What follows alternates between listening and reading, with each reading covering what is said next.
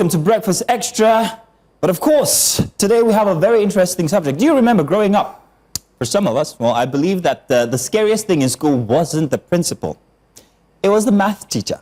In my case, it was Mr. Akede. That slow walk to the board when your name was called, chalk in hand, you're looking at X and Y was looking at you back like as if you owed them money. But somehow, we survived it. By grace, by group assignment, and sometimes by borrowing the answers. A little expo. You know you did it. But in any case, today it seems the federal government wants to spare future generations that trauma. Mathematics will no longer be compulsory for art students seeking university admission. And right besides that, history is finally making a comeback. It's returning to the curriculum. The same subject we once deleted, as if a country could press backspace on memory. Well, welcome back. On that surface, well, it sounds thoughtful. Let the creatives breathe. Let the storytellers reconnect with their past. But deeper inside this policy is a question. What kind of mind is Nigeria trying to build? One that remembers or one that avoids? Now, let's not forget, history was removed in 2009. A nation full of kingdoms, of coups, of treaties and tragedies, quietly deciding that its children did not need to understand how the country became itself. So we raise a generation that can code in Silicon Valley, but cannot trace their own lineage past Independence Day. That's even if they can think that far. A generation fluent in Wi-Fi, but disconnected from Biafra, from June 12, from Aburi, from the fact that this country once went to war with itself. Ojukwu. And now, after erasing memory, we may be weakening logic. Yes, they've said mathematics can be frightening, but it teaches discipline, problem solving, structure. Removing it may feel like mercy, but education is not meant to comfort us. It is meant to stretch us. I mean, think about it. How do we build journalists who cannot read statistics, filmmakers who cannot manage budgets, activists who cannot even calculate interest on loans they will be one day protesting against? This is how a nation forgets its past and also risks its future. Today we have a young Nigerian generation who do not know that between 1967 and 1970, just 3 years, 1 million lives were lost, not in tweets, but in trenches. They've never heard that children in Biafra actually ate lizards to survive, or that silence was once our national language. They do not know that June 12 was not always a holiday, but heartbreak, the day that hope was cancelled in Nigeria. They think 1960 ended colonialism, but they fail to realize that flags may go down while minds remain chained. Yet these are the same young people who will vote in 2027, choosing leaders without understanding the mistakes we keep repeating. They will inherit a country they were never properly introduced to. And let me talk to the students still waiting for admission. JAM, yes, this is about you. One day it will not be an exam hall. It will be a visa interview, a scholarship panel, a newsroom test, a boardroom pitch. In that moment, no one's going to ask for your WAEC results. They'll ask, what do you know? Can you think? Can you argue with memory? Can you defend the logic? Comfort, well, that will not save you then. Only competence will. So Nigeria must be careful. We cannot keep deleting subjects like failed downloads. I mean, we removed history and lost memory. We're removing mathematics now and may lose reasoning. If we continue, we might soon replace English with guesswork and we'll call it innovation. But at the end of the day, nations are not built by what they avoid, but by what they understand. And our children deserve more than shortcuts. They deserve the tools to remember, the tools to calculate, and the tools to rebuild, because that is what we absolutely need for a country like Nigeria. There you go. That's our monologue starting Breakfast Extra for this morning. Good morning, everybody. My name is Mazino Appeal. And of course, I've got my co-host here with me, Judith Atibi. Are you glad that math is being kicked away? Oh, no, I'm not. You're not? No, I'm not. I mean, I should be glad. A younger Judith would be very excited.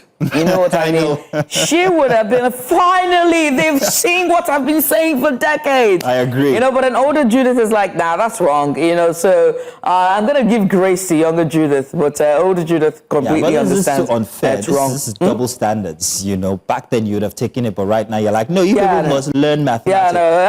I get it now, you know. Younger Judith didn't understand, but older Judith gets it. And as much as we have failures in the subject, one thing is certain, it is still needed.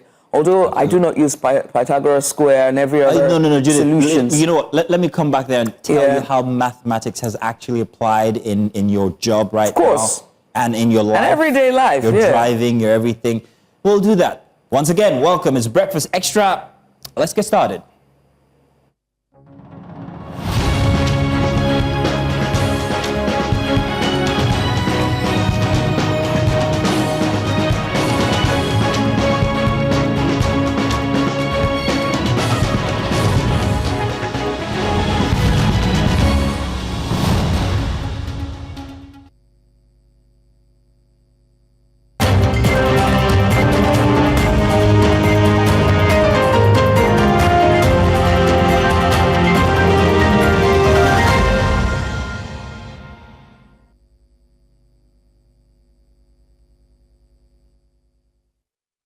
A very good morning to you and welcome to the Sunday edition of Breakfast Extra. I am Judith, a TV and co-host, of course, Mizuno Pio just gave you that stellar monologue. But let's get started on today, shall we? And we've got quite the lineup for you as we will be navigating some of the biggest conversations shaping our continent and our country. We're going to get started from justice and politics to education, trauma, and of course, leadership.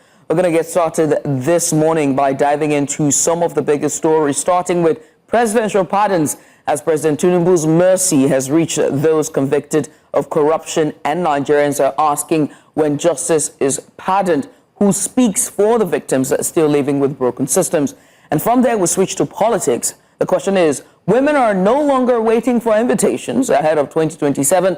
They are stepping into the arenas, demanding real power, not just applause. And we're going to be discussing all of that in that hour. From politics, we head to education with the new reforms, as you heard from our monologue there, and we'll bring both. Will the new reforms bring promise and concern as well, as sign language is now being included and admission rules are shifting? About that, we're going to discuss that, after which we will be honoring the man, the legend, the icon, Raila Odinga, a man who never wore the presidential title, yet he wears the trust of generations.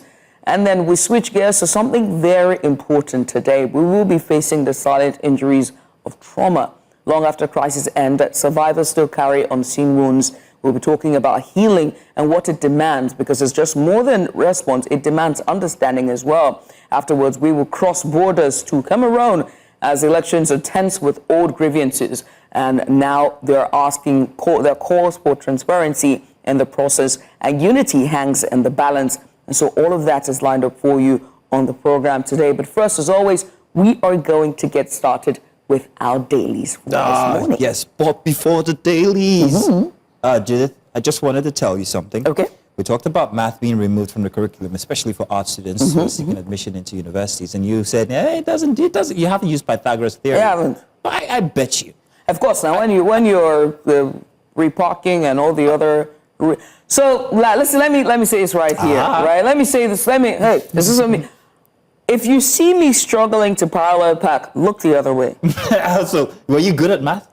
I was not. What are you talking about? What are you talking about? Look, I didn't have any issues with numbers, right? But I hit a roadblock.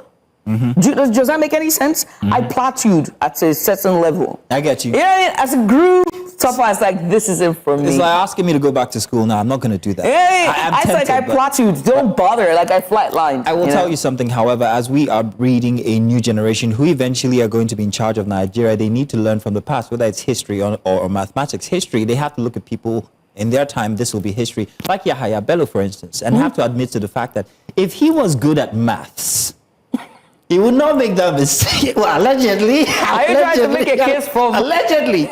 But if maths was his strong point, I don't think... if you're married to 4 wives, allegedly. And then you need maths there as well. You have to prorate what you'd give to her in terms of love, emotion, and finances. What And you're going to children. give to her and children. And taking care of their school fees. Exactly. all of these are important. And if you take maths Allegedly. away, then we'll have a society of art graduates who are a little less advantaged than science or commercial students. You have to note that, and that will affect employment as well, whether you like it or not. You'll be considered as, are you intelligent enough for this role? Oh, you read arts, that cancels you out already. Think about it. It's just like people saying, which university did you go to? Oh, no, I didn't go to university. And we have this misconception that polytechnics are lesser than universities when they actually are better. It's the same thing, because you say, okay, it's an alternative for the universities. People seem to think that it's a lesser institution. Yeah, but when you get into university, there are courses that you don't need mathematics for. You know what I mean? So I think that if you're employing, employment already has its prerequisite of what it is. So if you're coming for a job, coming for my job, and you're a TV host, they're not going to look at whether or not you studied mathematics at your senior level in school. What I'm saying is that there are skill sets that you need for certain jobs. That's what I'm just saying. I'm going to give you, I'm sorry, producers. I'm really sorry. We're supposed to do the dailies, but this is getting exciting. My first degree was in biology. I'm a plant biologist major as my first degree.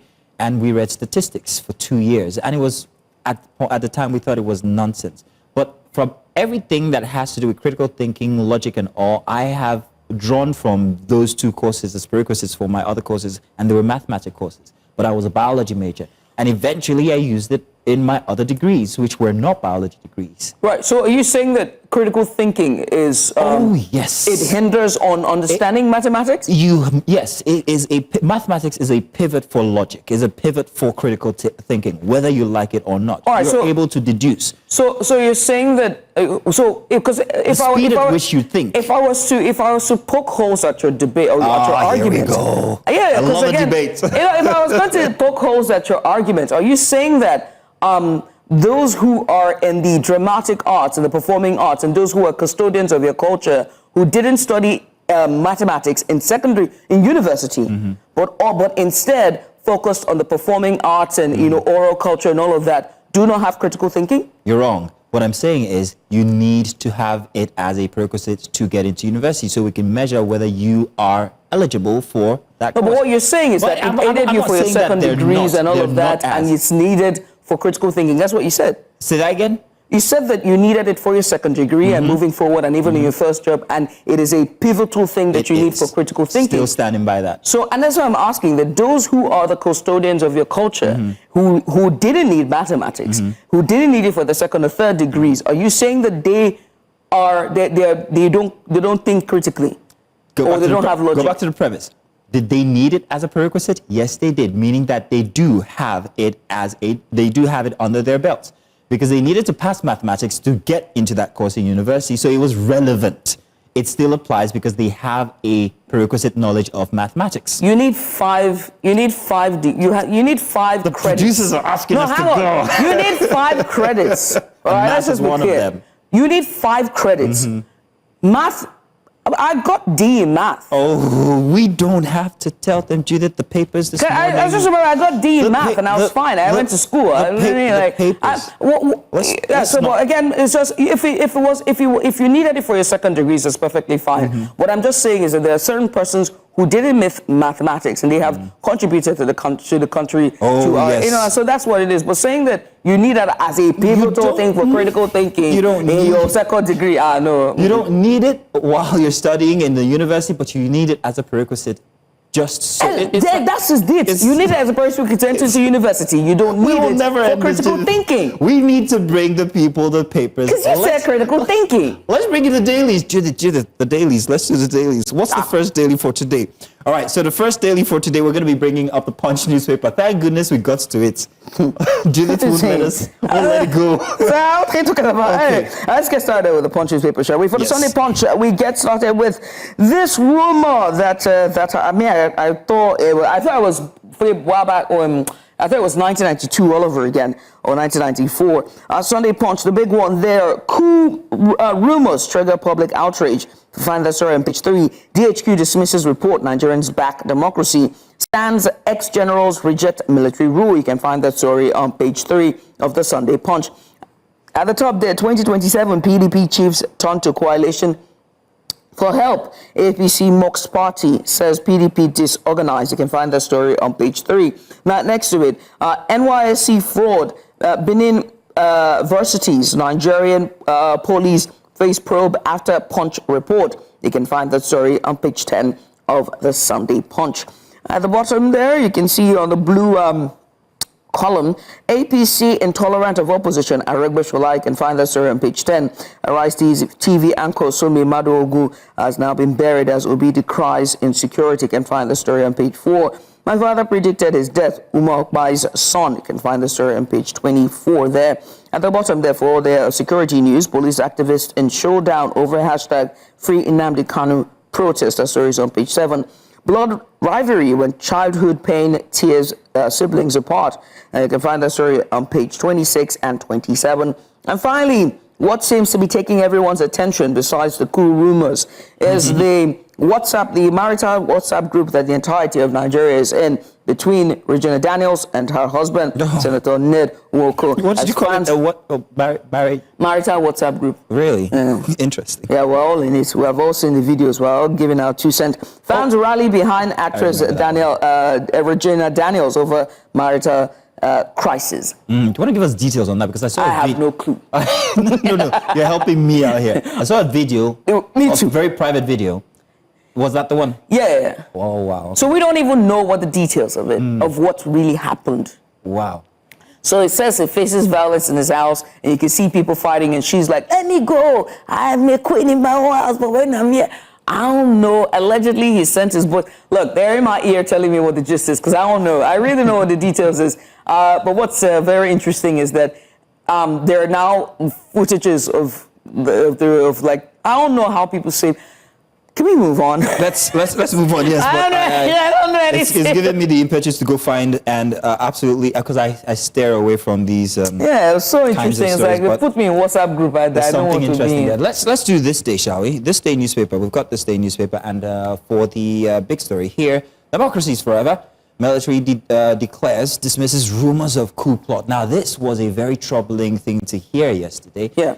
Like 92 I think instead of shrouded in mystery, I think there should be a press statement, or at least let's understand, maybe even an investigation. If anything is found out, I think the people need to know. The barricade or the lacuna between the masses and governance is communication. If you do not communicate correctly, people will just assume. And if you let these kinds of information to fester, we will come up with all sorts. And people, and I say this deliberately yet carefully, people, we begin to get ideas. So, give information so these ideas do not germinate. That's my advice. Well, isn't this how coups start? You first start off with a rumor. When you think about it, because anyway, let's go on. Let's continue, please. Also, $8 billion new investment in the energy sector, evidence of improved security, success of Tinubu's reforms. Nigeria joins World Bank program to scale agriculture innovation. I think we also have one with the EU, 190 billion euros. I'm not sure, but we have that inside of the strips for today. Family, Peter Obi, others mourn as Arise News anchor Somi Maduogu is laid to rest. I saw the ceremony online yesterday. May she rest in peace. Oh, yes. Yilwata, APC is the new bride. Key ADC figures will join ruling party next week. Yet again, the subject of defections. ADC will replace APC in 2027. Aregbesola insists, however. And that's the most we can take for This Day newspaper for us Sunday. What do we have next? I had a summer night's dream where a woman defected from her husband's house to a side. It's all defection. You know, defections. I heard you should go with the broom and the umbrella. Look, because it's new bride now. So moving on, shall we? Let's move away from This Day to our next paper. If you can pull that up on our screen there for us, thank you. That's for the nation there. Coup plus report baseless, says Defense Headquarters clarifies October 1st parade cancellation. It's in the air. You can't continue to just simply say it's baseless or it's not. It's nothing there. There's no smoke without fire. There must be something that, birthed this information. Right. I don't want to say what I want to do. I can't put myself into trouble. All right, I'll moving on, away from that.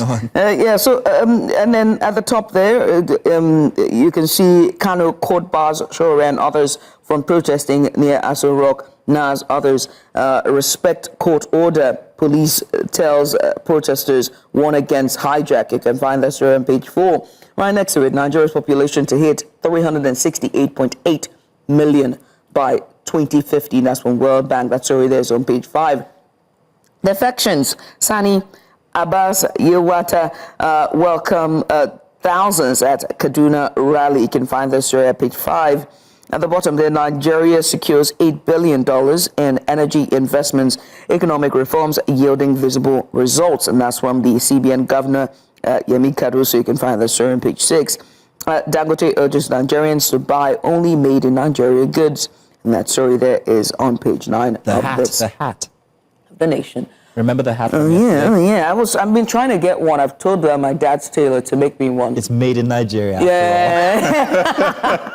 I want to make a dress with it. You know what I mean? Like, and have it on my dress. Tribune newspaper for a Sunday this morning. Let's get that up. Election petition courts should be stripped of powers to declare anyone winner. Yusuf Ali San. We should not give the franchise of 5 million or 10 million voters to just 3 people to overturn. That's on page 13 for the Tribune. At the very top, debt. Nigeria's reputation deteriorating, discouraging foreign investors. Why wouldn't it? Afe Babalola. The writers under there go on to say, you have a legacy as builders of men. Oyebanji praises him. OBJ warns leaders against depleting resources meant for future generation. Did you say we had an 8 billion naira infusion from, for energy and agriculture? That's what they keep talking about. At the bottom here, many headlines for the Tribune. Social workers honor Adeleke as government pledges more life-enhancing projects. I was in Osun State recently, and I must say, yeah, there's quite a focus on development and the masses going on there. Bielsa, unease in Sylvia's camp over defection of Diri, others to the APC, and report of attempted coup against Tinubu baseless. Defense HQ declares President will rule beyond 2027. Yahaya Bello says, or we'll come back to that, only those playing ethnic politics will deny Tinubu's achievement, says the APC. Yahaya Bello yesterday was on stage. He did a very interesting dance while he was on stage. Do you want to give us? And it was. You want to give us? I'm not going to give us that a sample. You can do the hand. Do the hand. I'm not even going to, because I think. Sway your shoulders. I just thought that regardless of the allegations against him, whether he's guilty or not, I did not think that it was the opportunity to actually be displaying such action, such, displays, because you have to question, how. There's so much to take away from. Do you want me to put it into words for you? Go ahead, please. I think be careful if you're putting it together for me. I always try to be careful. No, let me help you. I think it's indicting on APC. Okay. That's a sitting governor or an ex-governor who has such a worrisome case with the EFCC of allegations of corruption, right? Is on stage openly dancing and throwing endorsements and support to a sitting president. Do you think the president should put a statement out against yes, that? Yes, I think the president should remove himself from all that charade and parade that happened, because it is indicting on the sitting president that you support what we have said to be corruption, embezzlement that plagues this very alleged. Because if you have a case with EFCC, what are we talking about?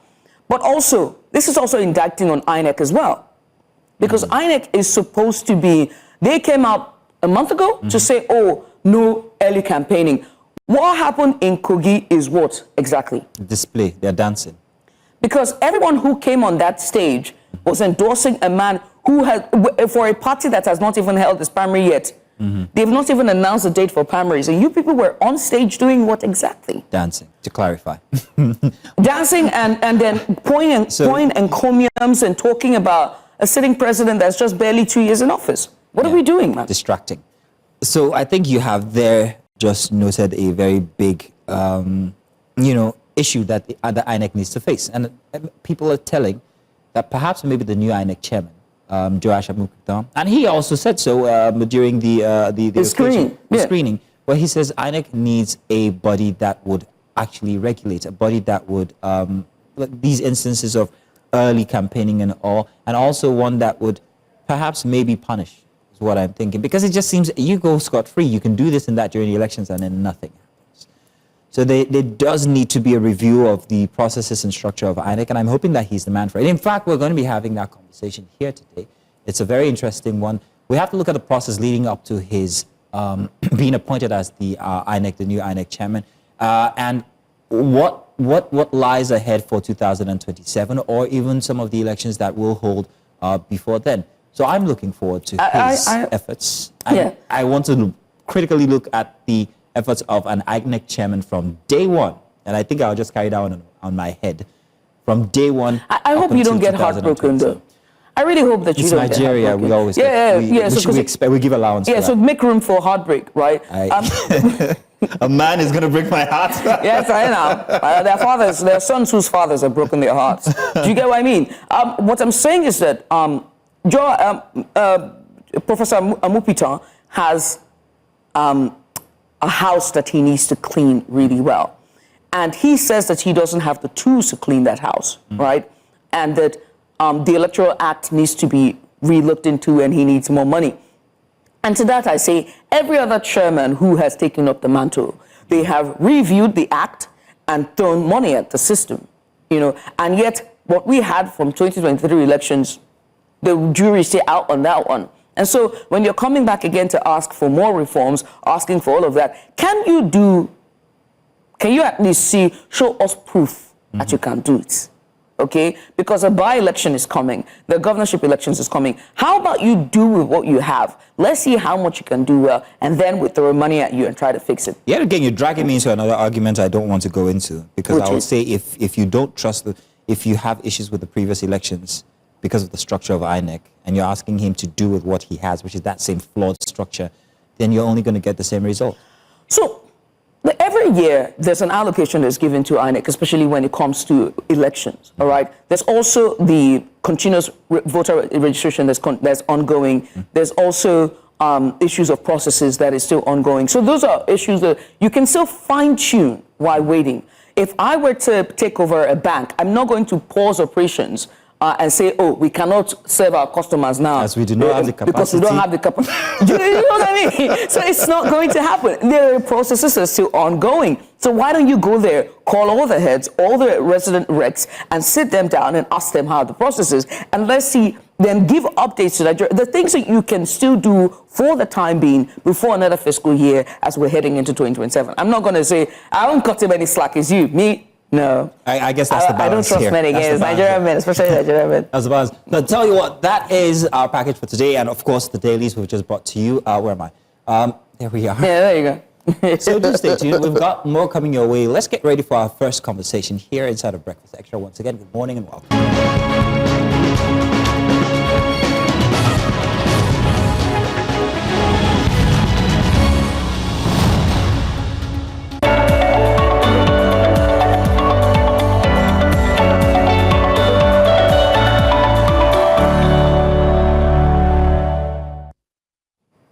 Is our first big story for today. Now, on October 16, 2025, the federal government appointed Professor Joash Ojo Amukita, who was confirmed by the Senate as the new chairman of the Independent National Election Commission, the body at the heart of organizing free and fair elections in Nigeria.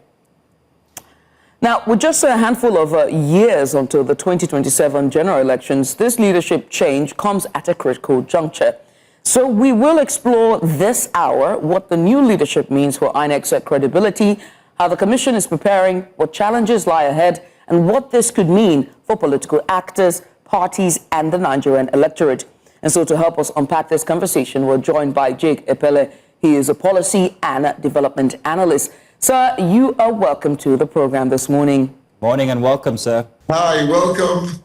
Gentleman and lady, I promised you that I was going to take you on what you said. Oh, that's Judith, about yes. not trusting Nigerian men. My dear, there are good men in Nigeria. Well, can you send me their numbers? You have to be a trusted woman to get a trusted man. Exactly. I am for anyway. Moving on. I'm sorry. Yes. I support women's rights and wrong. That's all I have to say. Right. You can only match men's energy. If they are untrustworthy, you have to beat an elephant at the game. You have to understand an elephant. Moving on. Moving on, indeed. You're always looking for Mr. Right. You can't get Mr. Right when we are Miss Wrong. Now that you have put it, why would you this face be Miss Wrong? Come on now. Oh, sir, let's not talk about Professor Amukwita. Let's talk about Judith and her men. Why don't we? Well, sir, thank you very much for joining us this morning. Well, we had a very interesting week last week with the confirmation of Professor Amukwita as the new INEC chairman. And I'm wondering if you thought that the process leading up to his confirmation was transparent enough. No. I don't know why the Senate, under the leadership of Akpabio, keep taking us for granted. I have restrained myself from commenting about him for a very long time, but on this occasion, I am very disappointed. The kind of chaste war game that he plays with the Senate and the way he shuts people down and get things done, you cannot be the rubber stamp of the presidency. That's not the job of a Senate president. You are the third man on the nation, and there has to be some element of responsibility when it comes to handling national issues, and an important issue as the confirmation of the INEC chair. The process was not transparent at all. It looks like virtually not everybody, but most of the people that asked questions were scripted. It looks like many of them were just wanted to be in the good book of the presidency that appointed this gentleman, and all that. That's what I saw when it comes to the lack of transparency. It wasn't transparent enough. It has a semblance of transparency by them allowing television cameras to come into the chambers and beam live. But if they had known that they would act the way they acted, they shouldn't have allowed Nigerians to watch them. What particular instance itself, sir? What particular instance itself makes you feel this way? Well, there were a time he shot down Senator Victor. When he appointed two people to talk, one person did, the other person did not. They said, "No, it's over. Let's take a vote." And I don't trust their vote. Their vote is very structured and selected than elected. I think it's high time that the Senate should take us serious. That's why, in my own opinion, the House of Representatives seems to be doing better than them. Right. This is the kind of thing that makes people feel that the House of Rep is doing better than the Senate. I do have to ask, because you're raising concerns about the transparency of his, of him being appointed and cleared at the Senate. And that begs to ask the question about the balance of independence expected of INEC, giving the concerns you've raised. Do you think that him being appointed and the swift screening and appointment by the Senate makes the balance of independence or even the autonomy of INEC hang on the balance? Do you see him being fair? Okay, so you're paying me back by asking me tough questions. That's all right. You started it. That's all right. I want to calm the tension. So that's all right. Now, here's the thing. Nigerians should not be confused by the very towering qualification of this now INEC chairman. There's no doubt, he has an impeccable academic profile. But we must also take into cognizance the fact that he has a very low profile when it comes to international exposure. Yes, he did a few things in the US and all that, but he's a greenhorn in the electoral space.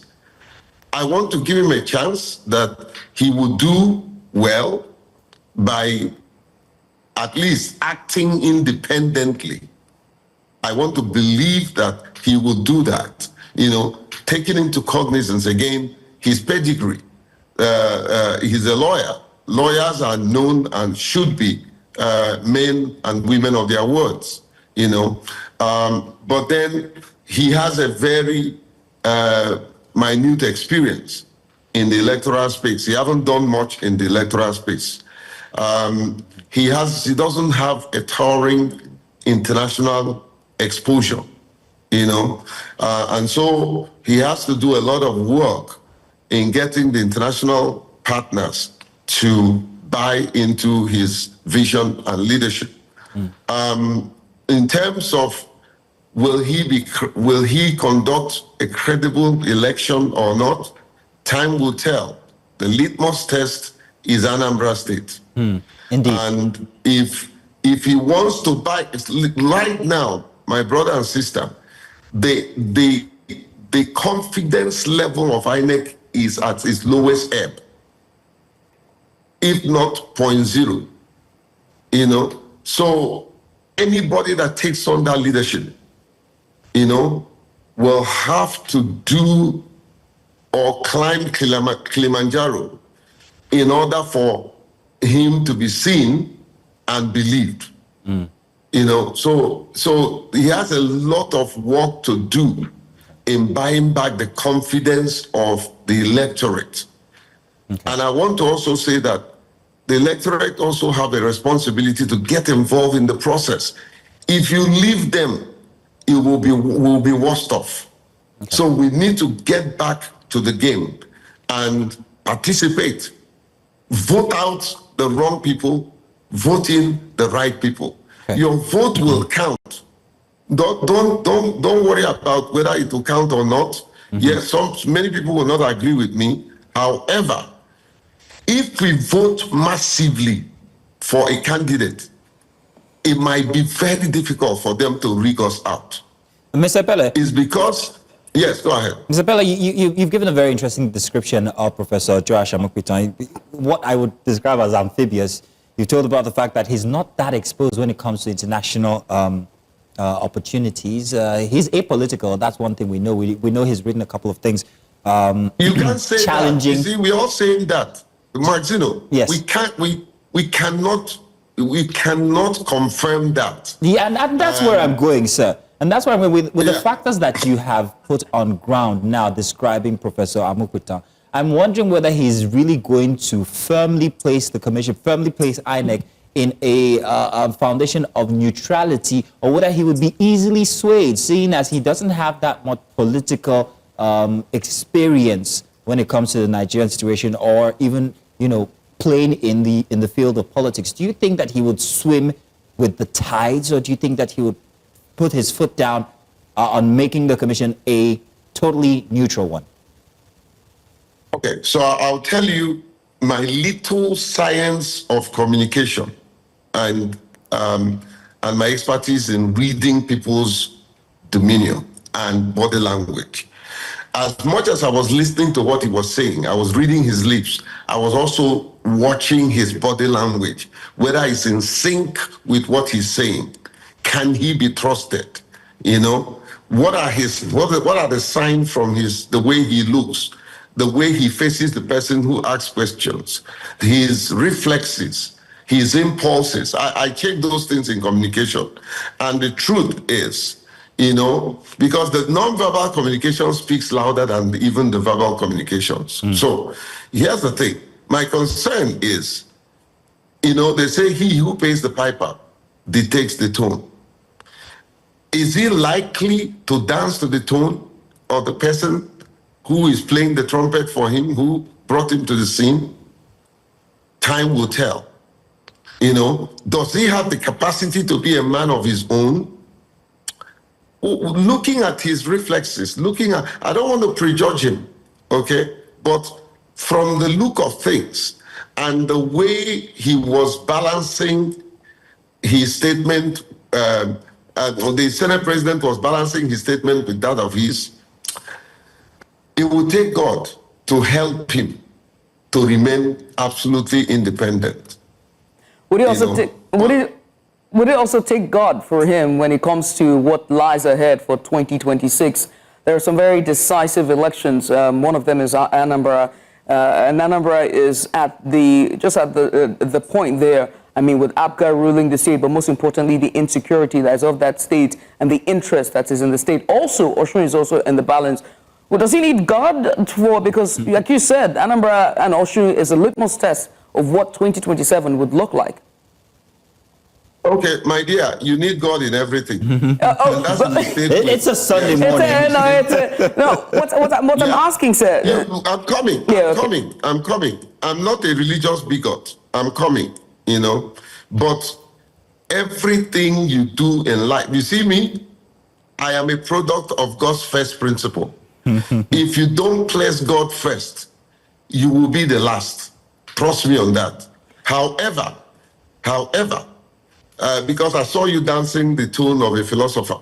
However, there are things that God has put you here on earth to do that he will not come down from heaven to do for you. Let me rephrase that question, if you'd allow me. What I'm asking is this.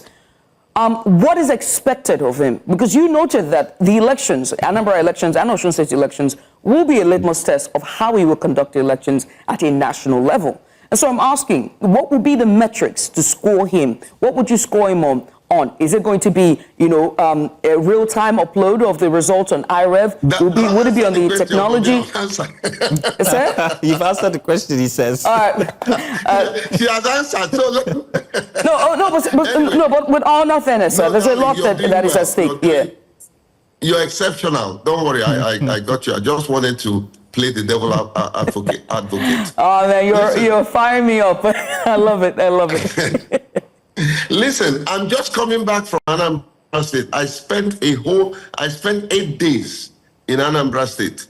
I had a town hall meeting that was live on all the local stations, and one question I keep asking her, how prepared are you? But that's not your question. Your question is on the new INEC chairman. Here's what I'll do if I'm in his shoes. And he probably knows better than I do, because I don't have the towering qualification, academic qualification that he has. So here's the thing. The first thing I will do is to interrogate the system. At least have one-on-one meeting with all those national commissioners. And I can tell you for free, this is one person, if he wants to succeed, there's one person he needs to work with, and that's me, the acting chairman. Because I'm telling you, I'm not a very big fan of, many of them are my friend. May is a fantastic human being, Kunle, and several others, Kenneth, these are fine gentlemen, all right? Listen to them. And if they are, of course, be a man of your own. If they are telling you things will put you into trouble, you restrain. Yeah. So basically, what is required of him to do is interrogate the system. You can't come into a house, and know what happens in that house if you don't talk to the occupants. So do your internal interrogation, do your external interrogation. Find people that have been in the electoral space, especially credible civil society leaders that you can call together and have a theater talk with them. Ask them, what do I do? How do you support me? If you know that you will not do what they will tell you to do, please do not call them. Me in particular, because I don't want photo op. It happened with Mahmoud, and it put all of us into trouble. you know. So do an external interrogation of the of INEC. Now, here's the thing. He may not be able to do this. Be bold to dismantle INEC. INEC is too big. INEC has become elephant that can't step on a green grass. Mr. Jake, let me jump on that. Let me jump on that. Now, regarding that, institutional reforms and technology, Professor Johas, he spoke about the need to strengthen INEC's internal systems, and that's what we're talking about now, particularly through technology, he says, improving result transmission, staff training, reducing operational lapses witnessed in past polls. Now, I'm wondering where in all of this can he succeed, and how exactly can he succeed where Mahmoud did not? Well, by the confidence of the people. If you're investing in technology, the level of investment in technology in INEC, I don't think many organizations have that level of technological investment. The level of competence people in that department, you know, is incredible. Scale it up, but be honest to tell us that you will upload the result when is necessary. This terminology, glitches, is becoming the tool for them to manipulate. There is nothing wrong with the technology that is in operation. And I say that because from day one, from the testing period till it was made public, Mahmoud carried us along. Maybe that was done to get our confidence and buy in, and we saw that that technology works. Listen, friends, I've been around INEC for 15 years. I can tell you for free, if they follow that technology and what that technology was established to do, we will have credible, inclusive, and evidence-based result election. So innovation is not the challenge. Technology is not the challenge. So where did Yakub fail with these apparatus that Amukuta... Is manipulation, Maxino, is manipulation of the technology to please politicians, bowing down to pressures of those who appointed him. Is Amupiton immune to that then? Exactly. No, he's you not. Think he's not. How can he be How can he be immune to that? Be your own man. Be your own man. Is it possible to be your own man in that position? Yeah, just refuse the pressure. If they put you under intense pressure, resign. It will embarrass them the more. If they put you under intense pressure, resign. That's the path of honor for anybody and everybody who wants to be a true leader. Look, the phone in my hand belongs to me, right? Maxino called me this morning. I saw his name. If I know that he's going to put me under pressure that I cannot bear, take the call. Yeah. I respond with a text. Please send me a text. You send me a text, I see what you're asking me to do, that is something that, you know, will violate my personal principles. I'll tell you, sir, I won't be able to do it. The most you can do is throw in the towel and leave. And leave with your name. Can I tell you one thing? The regrettable thing that Mahmoud did was to accept the second term. That was the regrettable, because his first term, he has put in a lot in terms of the INEC image, in terms of introduction of technology, in terms of voter education. INEC was at its best. And if he had listened to the mantra that you leave when the ovation is loudest, he won't leave with a battered image he left with. Let me ask you, sir. You said that one of the issues that happened during the first elections wasn't the technology, it was the manipulation of it, and it was due to personnel. And it's clear that Professor Amupiton would face that, right? And then when you look at it, he's only a chairman. During the electoral process itself, on election days, those who really are at the polling units are the one who really are the deciders of how the turnout will be when it comes to uploading, when it comes to, verifying with the beavers and all the likes. Should there be steps and processes to ensure transparency and accountability in the entirety of the day? How can you restructure the entire process that every polling officer and personnel that is at the polling unit is not being swayed by vote buying or fall to the whims of political or state actors or non-state actors, if you will? Sakamal, sorry. You know, my dear, you're too smart, and many men around you will be intimidated. Oh, gosh. We're back to this again. That's a smart question.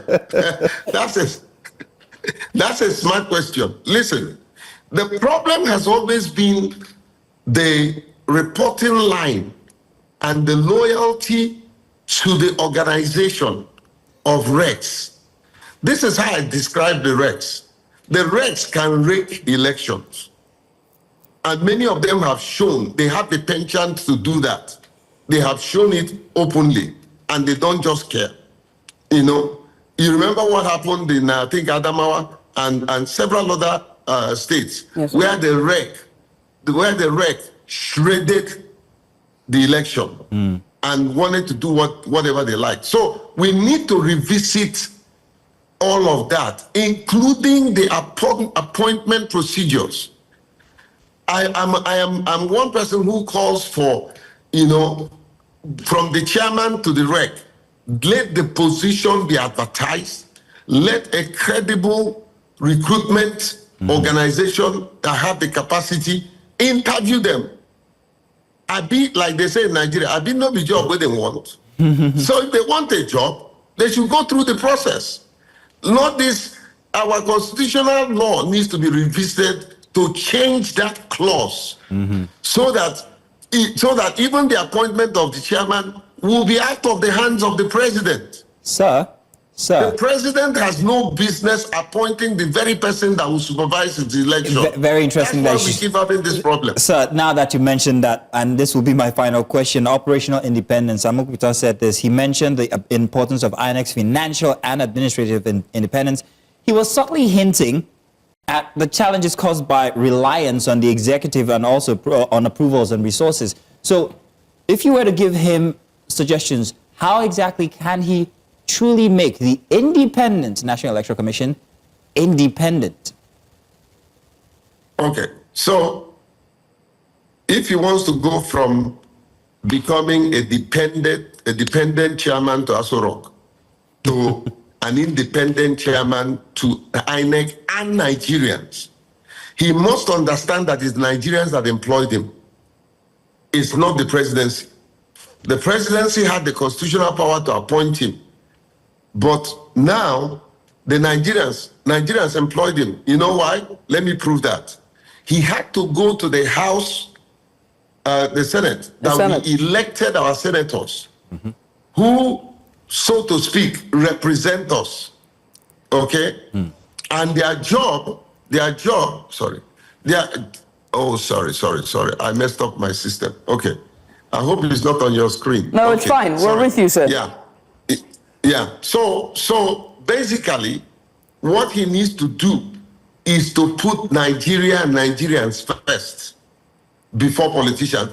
Anybody listening to me will say, this man doesn't know what he's saying. This is very difficult to do. It's not. It depends on one's principles. It depends on one's... I knew it when they gave May acting chairman. I was on your channel and I told you she will never be chairman. Because May will not tolerate any nonsense from anybody. She will just pack her bag and leave. She's exposed, she's brilliant, she's beautiful, she has her family going for her, so she's not looking for anything. They are not looking for such people. Is Josh looking for something? That they can pray. Say? Is Josh looking for something? Well, that's a journalist that you are. I'm not saying he is. Thank you for that question. I'm not saying he is. But time will tell. Time will tell. Because what they do is to set you up and then prey on your greed.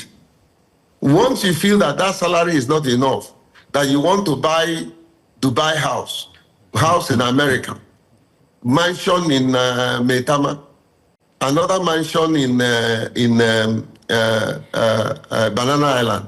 Unfortunately, these people amassing this wealth does not want to believe that they can only sleep in one room, drive one car, eat from one plate of food, even if they have a tray of food on the table, eat with one spoon. They just don't know, So the truth remains that, like I rightly answered before, if he wants to be a credible individual and make the organization credible, the opportunity abounds. He can do that. He can do that very well. In terms of funding, I'm also one person who has been saying that INEC needs to be independently funded. From a national budget, a particular amount is given to them, and the presidency doesn't need to approve. Central bank releases that amount. Here's my problem with INEC. INEC gets a lot of money, I can tell you for free. They get a lot of money, they get a lot of institutional support. Right. The problem is they are not accountable. Okay. And accountability. As Mahmoud told you how much he spent before he left, and that's what leaders do. Right, and that's told us. Right, and that's a question we still keep asking, giving all the money that was given to him and for the conduction of the 2023 general elections and the fallout from that. But unfortunately, we have to wrap the conversation at this hour. I want to say thank you to you, sir, for just coming to our aid very early this morning. We appreciate you for all of the insights and for the kind words as well. Thank you, sir. Yes, thank you very much, No problem. The truth is that this is church. We are preaching righteousness. Indeed. So I've been to church and I'm back. Right. Thank also, you very much, I would sir. also be needing your services, sir, because you said you're very good at body language. So for my next date, you shall be my third wheel. Yes, and Judith is still presently single. Thank you very much, sir. Judith, it's the top of the hour. Let's bring you the headlines, if I'm not mistaken. Yes. So let's take a break.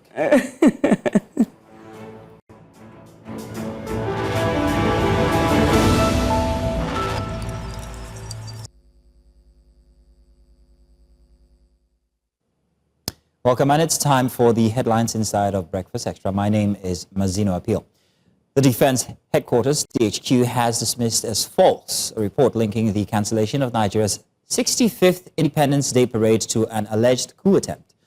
In a statement on Saturday, Brigadier General Tukur Gusau clarified that the parade was called off to allow President Tinubu to attend a strategic meeting abroad and enable troops to maintain momentum in security operations. DHQ stated that the arrest of 16 military officers was unrelated to any coup plot, describing it as an internal investigation into professional misconduct for which an investigative panel has been set up and findings will be made public. The military reaffirmed its loyalty to the Constitution and President Tinubu, urging Nigerians to ignore misinformation and continue supporting security agencies and democratic governance. Meanwhile, President Bola Tinubu returned on Saturday after participating in the Akaba Process Heads of State and Government level meeting in Rome, Italy. The initiative, launched by King Abdullah II of Jordan in 2015, aims to strengthen global cooperation in countering terrorism and violent extremism, particularly in West Africa. The Rome meeting, held on October 15 at the National Gallery of Modern and Contemporary Arts, gathered leaders including King Abdullah II, Italian Prime Minister Giorgia Meloni, and presidents from Nigeria, Chad, and several other nations. Now to politics. The Independent National Electoral Commission, INEC, says it will conduct a mock accreditation exercise in Anambra to test the upgraded bimodal voter accreditation system ahead of the November governorship elections in the state. In a statement issued on Saturday by Victoria Etta-Messi, Director of Voter Education and Publicity, the Commission said the exercise will hold on Saturday, October 25. Polling units selected for the exercise are located in Oka South, Idelimi North, Onyi, Anambra East, Aguata, and Orumba North local government areas. President of the Nigerian Bar Association, Afam Osigwe, has refuted claims that the Independent National Electoral Commission can declare the seat of any governor vacant due to defection. Osigwe's comments follow calls by lawyer and politician Kenneth Okonkwo to declare Bayelsa Governor Durie Diri's seat vacant after his resignation from the People's Democratic Party, the PDP. Okonkwo argued that Diri's departure from PDP violated constitutional requirements, referencing Section 177C of the 1999 Constitution, which mandates a governor must be a member of a political party. However, Osigwe stated that the law does not permit INEC to remove executive members for defecting from one political party to another. And stakeholders in the agriculture value chains have called for improved collaboration among industry players for Nigeria to achieve food sufficiency and affordability. This call came at a youth-led symposium organized in Lagos at the weekend as part of activities marking this year's World Food Day. While demanding that government provides necessary support at all times, the stakeholders also voiced the need for reduction of post-harvest losses by providing cold chain storage facilities as well as removal of bottlenecks in the way of transportation of produce from the farm. Ways to reduce this post-harvest waste experience with foodstuff, support young companies that are into bringing innovative ways to reduce post-harvest waste. Yeah, so both support from the government for its financing, better interest rates, and then reduction in levies and dues that help us scale and grow. We're having a symposium just to ensure that we're able to achieve the zero hunger world. So the symposium today with the theme Youth in Action, hand in hand for a sustainable future. We have professionals from different aspects of life, lawyers, surveyors, those in the food space. Of course, we all know that the basic thing for every human is food. Without food, we don't have a life. But regardless of the profession that we do, we needed to come together to a point to ensure that food from the farm gets to the people at the city, the people in the slum, and all.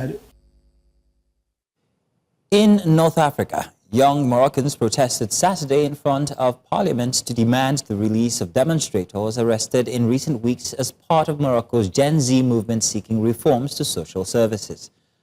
The movement, which had taken the unusual stable kingdom by surprise in late September, appeared to be losing momentum as fewer demonstrators have taken to the streets. Some 600 people, including minors, are currently detained pending trial on suspicion of joining the movement. And that's all the headlines this hour. Do stay tuned because we've got more exciting conversation inside of Breakfast Extra.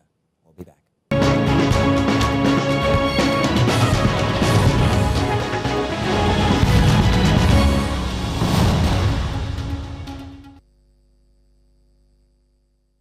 Welcome back. Let's continue with our big story for this hour. Now, for decades, women in Nigeria have stood at the front lines of campaigns. They've mobilized voters and they've also shaped political outcomes. Yet, they remain shockingly underrepresented in elective office. As the 2027 elections draw closer, a new wave of female politicians is pushing against the old walls of patriarchy, violence, and party marginalization. Now, from courtroom advocates to grassroots organizers, more women are daring to run, not just rally. Now, but breaking into Nigeria's political space comes with heavy cost. First of all, there's financial exclusion, there's also character attacks, there's internal party resistance, and at times, outright intimidation. Still, voices are demanding visibility, equity, and a seat at the table. So today we ask, can 2027 be the turning point for women's representation, or will history repeat itself? So joining us to unpack these challenges and possibilities, well, we've got very interesting guests here. We have Princess Oyefusi, lawyer and former Labour Party deputy governorship candidate in Lagos State. Princess, you are welcome. Thank you very much for joining us this morning. Thank you. Good morning. Yeah. Thank you for having me. Good morning, Lagos. Morning. Good morning, Nigeria. And good morning, as Africa. It is a conversation based on women and how powerful you guys are. I will take a little backseat here. But Judith. I want to count down to the time he finally joins us, okay? Okay. But welcome onto the program, right? You have stepped into the race as a woman in Lagos politics far back. And you have, you've seen the works at all sides, whether it is campaigning, trying to vie for a ticket, and then seeing how it played out, and even after the elections. I have to ask you first, what are the first barrier that you had to break, and how did the system respond to your ambition? Let's start there. Thank you. That is a very, very brilliant question. The first barrier any female candidate has to break, that I faced as well, is the fact that you're a woman. That is a quote and unquote barrier that stands in your way. It's there because of a lot of reasons, because of our culture, because of our mentality, because of our education, because of our history. So the fact that you're female and you're a woman already is a barrier for you to overtake, because you have to prove yourself that not only can you do the man's job, but you can do it better. So you are having to constantly prove yourself at every stage, be it parties, meetings, committees, be it primaries, be it general election. That barrier is there, that underestimation, that quote and unquote, I don't want to use the word, women can't do anything. They're good for the kitchen, they're good for raising family. But they have forgotten that it is the woman that raised the family, that builds the generation, that raised the family, that builds the compassion, that builds the intelligence, that builds the community. So if a woman can do that in her home, you can be rest assured that we can do that. And we have been proving that we can do that in the community, in the society, in leadership. If you look at the private sector right now, women are thriving.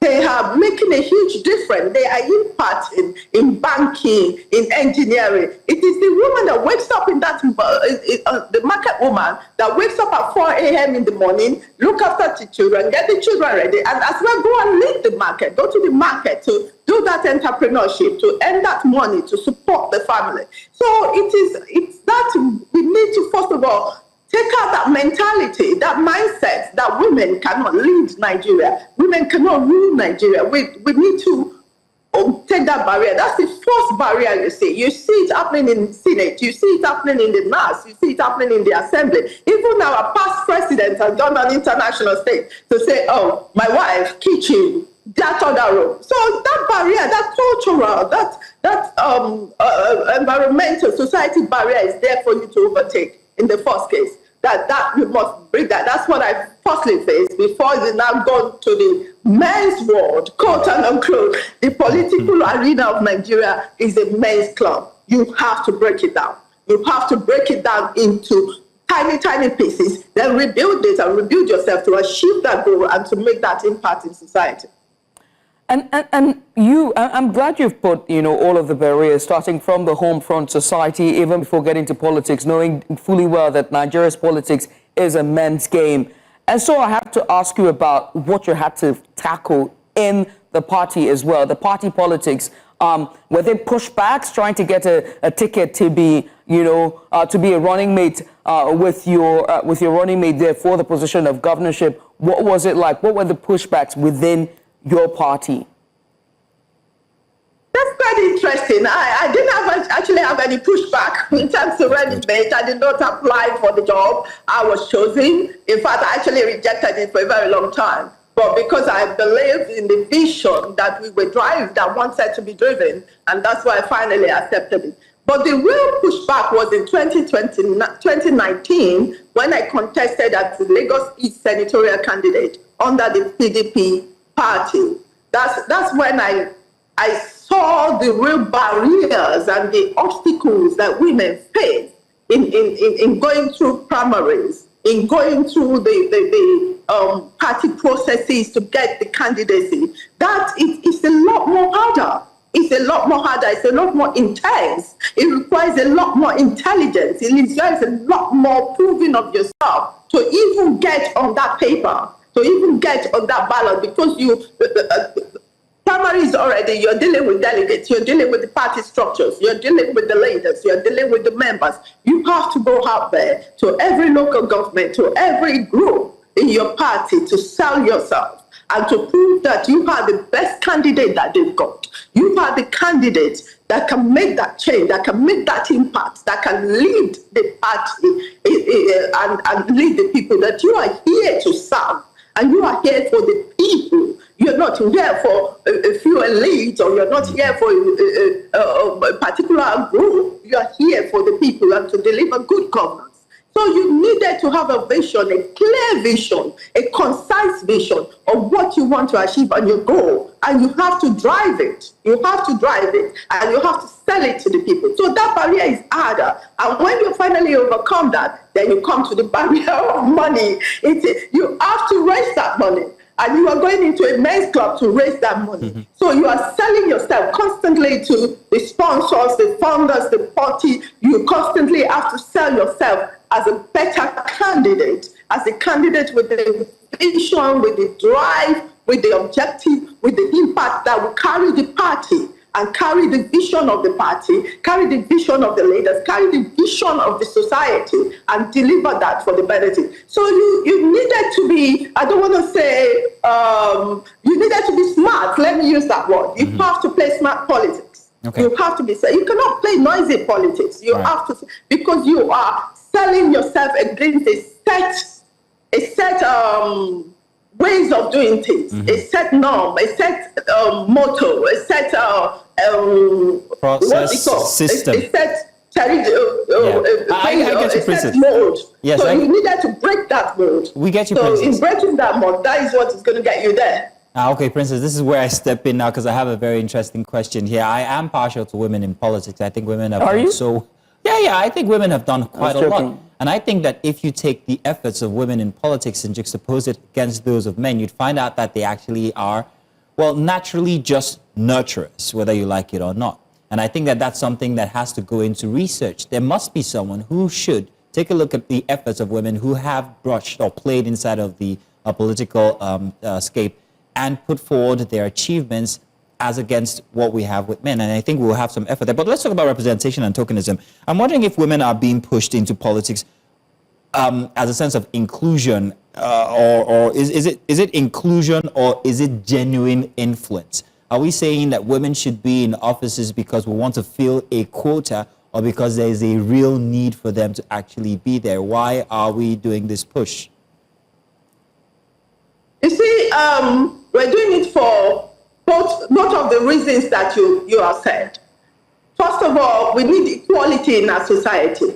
For 2 decades, take Lagos for example, men has ruled Lagos. The male gender has ruled Lagos.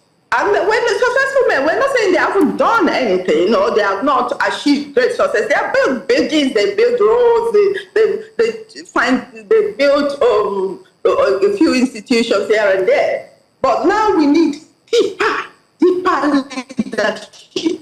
leadership with vision and compassion, leadership with intelligence, and leadership with empathy. We need, and that is all the things that makes a woman a good leader.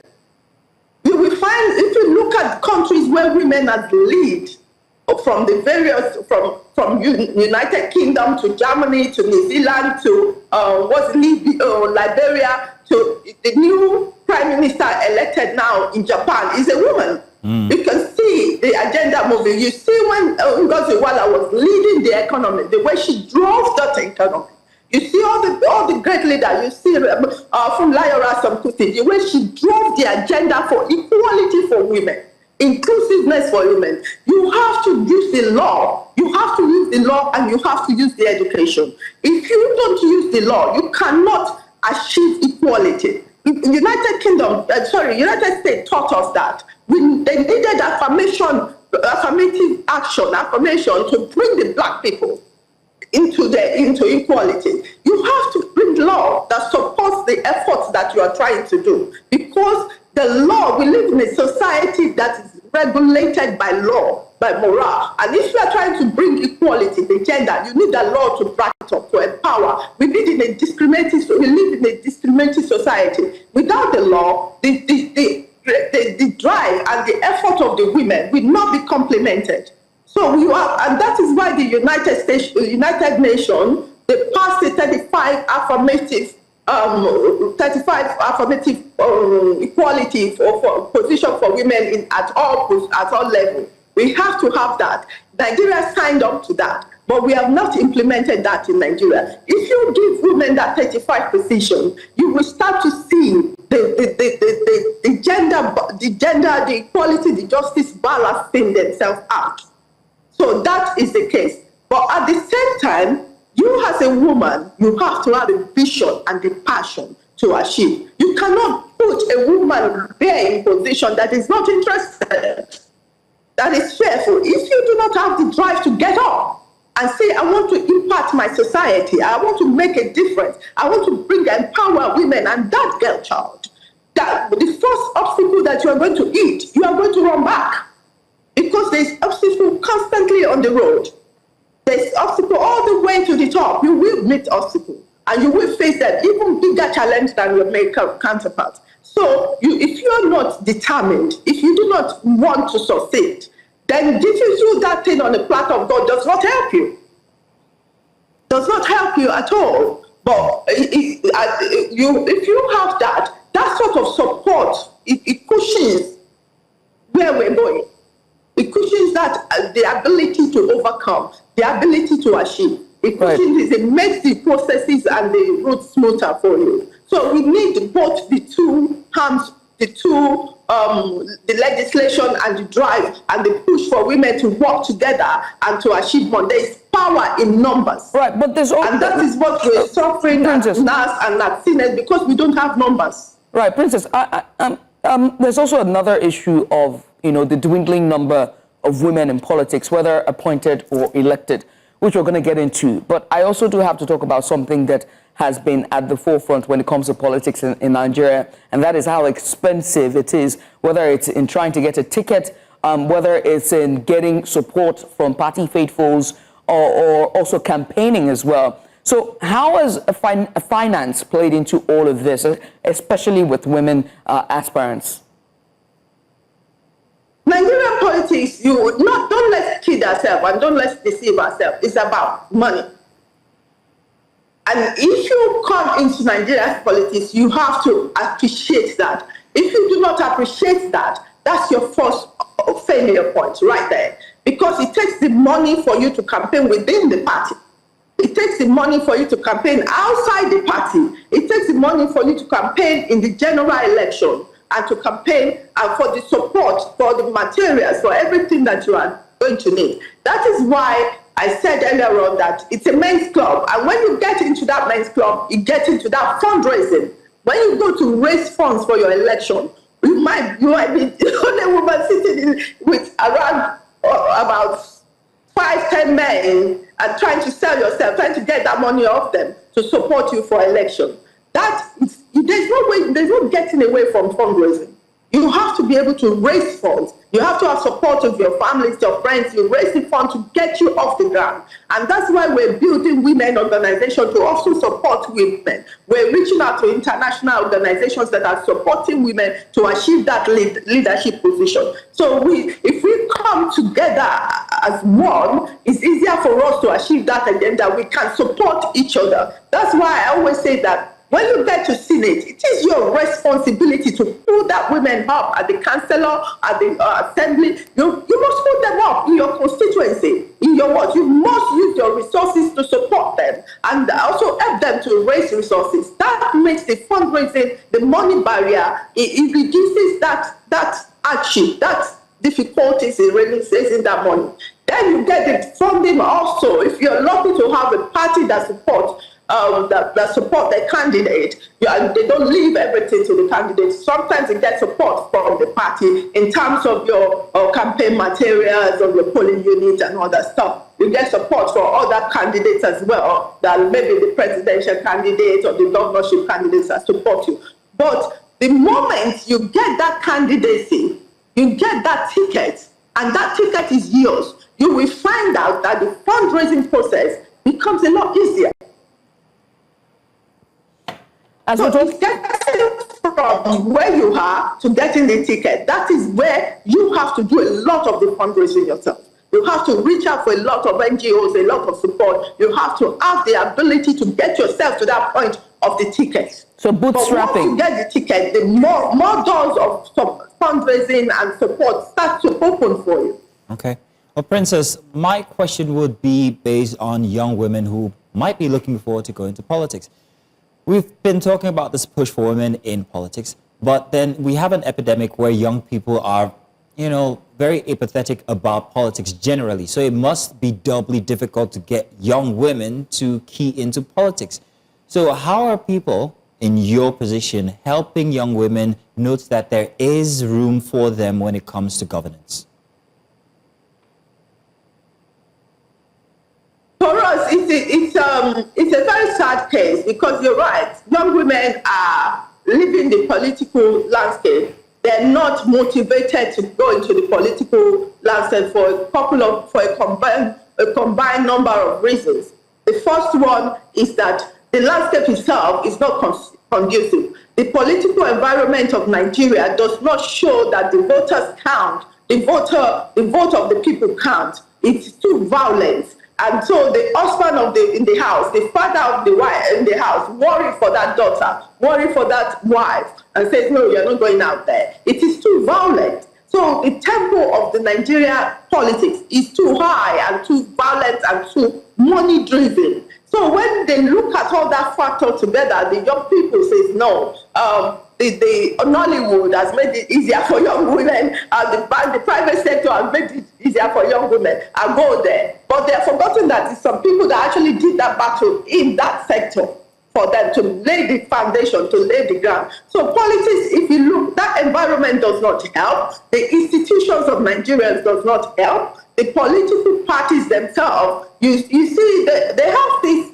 processes and their policies in their constitution that says you must give 35% of position to women. At least I know PDP has it. I have that constitution. I know, I suspect that Labour has it, but and ADC is shouting it from the top of their voice, and they have been proving it in all their selection and in all their appointment to the interim working committee. So when you actually implement what you have in your party policies, you have in your party manifestos and agenda, that will give encouragement to that girl child, to that young people that wants to come into politics. That at least I know if I go to PDP, they are implementing a 35% policies for women. It makes my job a lot easier. Then you have another thing that you have that discourages the girl child the most is the dingling number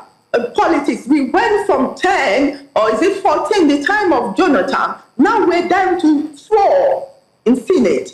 God knows how many is in their house. You look at that. Look at the elections that just take place. The local government election in Lagos State, for example. They had a few women. Out of all the candidates, just about a few of them were elected, and all of them are dying. So what does it give? What motivation does it give to the girl child, or does it give to the women? We've never had an elected female governor. We've had people come close, but they've never been elected publicly to office. They've never served the full term. We've never had an elected vice president of Nigeria. We've never had an elected CBN, a selected CBN governor, INEC chairman. Can we start to name them? When the institutions of Nigeria denied women, you deny that guy, you deny that hope, you Princess. Deny that. There's a lot of factors combining into it, so that does not motivate the young people to go in. Right, Princess, I must say thank you for taking out the time to join us and just really touching on the very important and pertinent high points when it comes to gender equity in our governance, but most importantly, participation for women. I have to say, APC as a mega party, the question is it also a men's club as well, given how we've seen defections? But we're going to get into that in a later date. I must say thank you once again for joining us.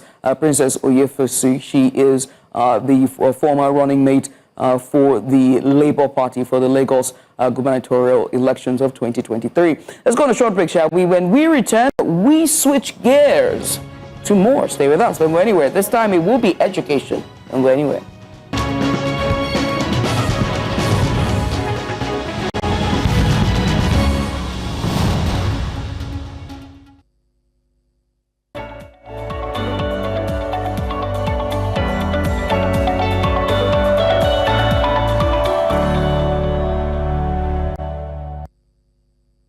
Welcome again. It's another conversation in our second hour Breakfast Extra here for Sunday. Nigeria's education system is undergoing a new wave of reforms, and they are stirring nationwide debate. The federal government has introduced sign language as a compulsory subject in basic education, a significant step towards inclusive learning for students with hearing impairments. At the same time, policy shifts are relaxing admission requirements, including the removal of mathematics as a compulsory subject for certain arts and humanities fields. These changes raise critical questions. Are these reforms visionary moves toward an inclusive, flexible education system, or rushed decisions? The implications, well, they are far-reaching. Far-reaching indeed.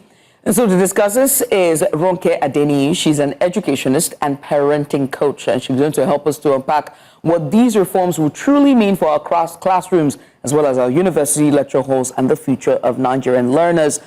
Ms. Adeniyi, many thanks for joining us. We appreciate you for coming on. Let's look at these reforms, shall we, and start with the sign language inclusion to flexible subject policies. Do you see an intentional progress or fragmented policy responses? Good morning. Good morning. Thank you. I actually see a little bit of a cocktail for disaster. It's exciting. It is good to be inclusive. We all need to be inclusive in whatever we are doing, whether it's education or otherwise. The challenge here is that we are cooking too many things at the same time. At the start of September 2025, we had our curriculum revised. We already had so many challenges with regards to implementation. Say, for example, the introduction of history.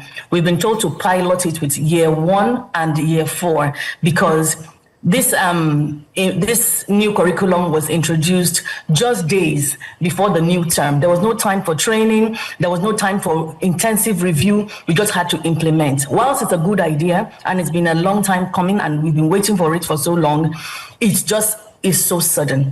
Now, when it comes to this sign language, yes, it is good.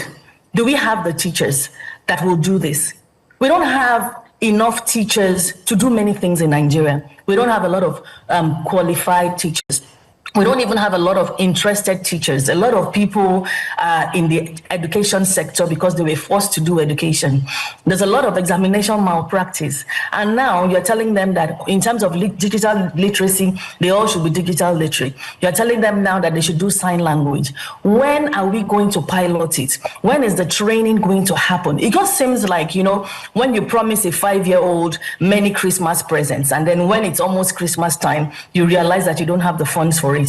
That is what I'm seeing here. I'm seeing so many things happening all at once. Yes, they are the step in the right direction, but when it comes to execution, I don't think we have got it. There are just so many convoluted moving parts all at once, and we need to take it in bite-sized chunks. That's what I think. Ms. Adeniyi, thank you very much for that. That's very interesting. Sign language, I did see a Nigerian TikToker, Hawa. She made a very interesting humanitarian plea telling how sign language is very important to especially young people who have hearing impairments.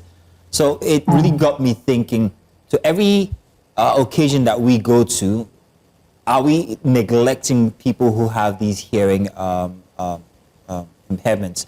But let's talk about mathematics now. Mathematics has been removed for certain art and humanitarian studies for requirements into universities. And many are wondering whether it is dumbing down our education or whether it's actually relief. Is it relief or is it going to, down the line, well, ruin something? We had the problem with history that was taken away. Now mathematics, if we took away our story, are we taking away logic this time? With regards to history, they brought it back. So I really do hope that schools hold on to that history, because our children are losing their roots, and there's an identity crisis in the nation. So I just want to put it out there that schools that don't know that history is back in the curriculum, they should please ensure that they continue with history. With regards to mathematics, yes, it is dumbing down the system. It is dumbing down our children. Have you tried to have a conversation with a typical university student these days? Have you tried to engage them? And it's not even necessarily only in Nigeria, to be honest. Try and hold a conversation. There's no depth to their conversations. And why am I not talking about English? Why am I talking about mathematics? Because we assume that maths is just numbers. Maths is important for critical thinking skills. It's important for problem solving, reasoning, which we don't see. When you hire a lot of these young people, you see that the minute you tell them 1 + 1 is 2, if you tell them 1.5 + half, they don't know because they are not able to reason. Mathematics is important for reasoning. Is it my favorite subject? It is not my favorite subject, but it has its place in society. It has its place in our lives, day-to-day lives. You want to buy something sometimes, people cannot reason. People cannot solve problems. And the problem that the answers we need, the solutions we need in Nigeria, they need reasoning. They need critical thinking skills. So I do believe that it should not be removed from the curriculum at all.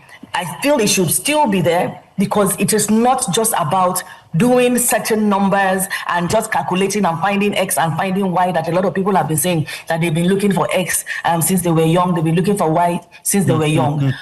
It is important beyond just finding X and finding Y. Reasoning, critical thinking skill, problem solving, we need that for our children. We need them to have a bit of depth or a bit more depth than they already do.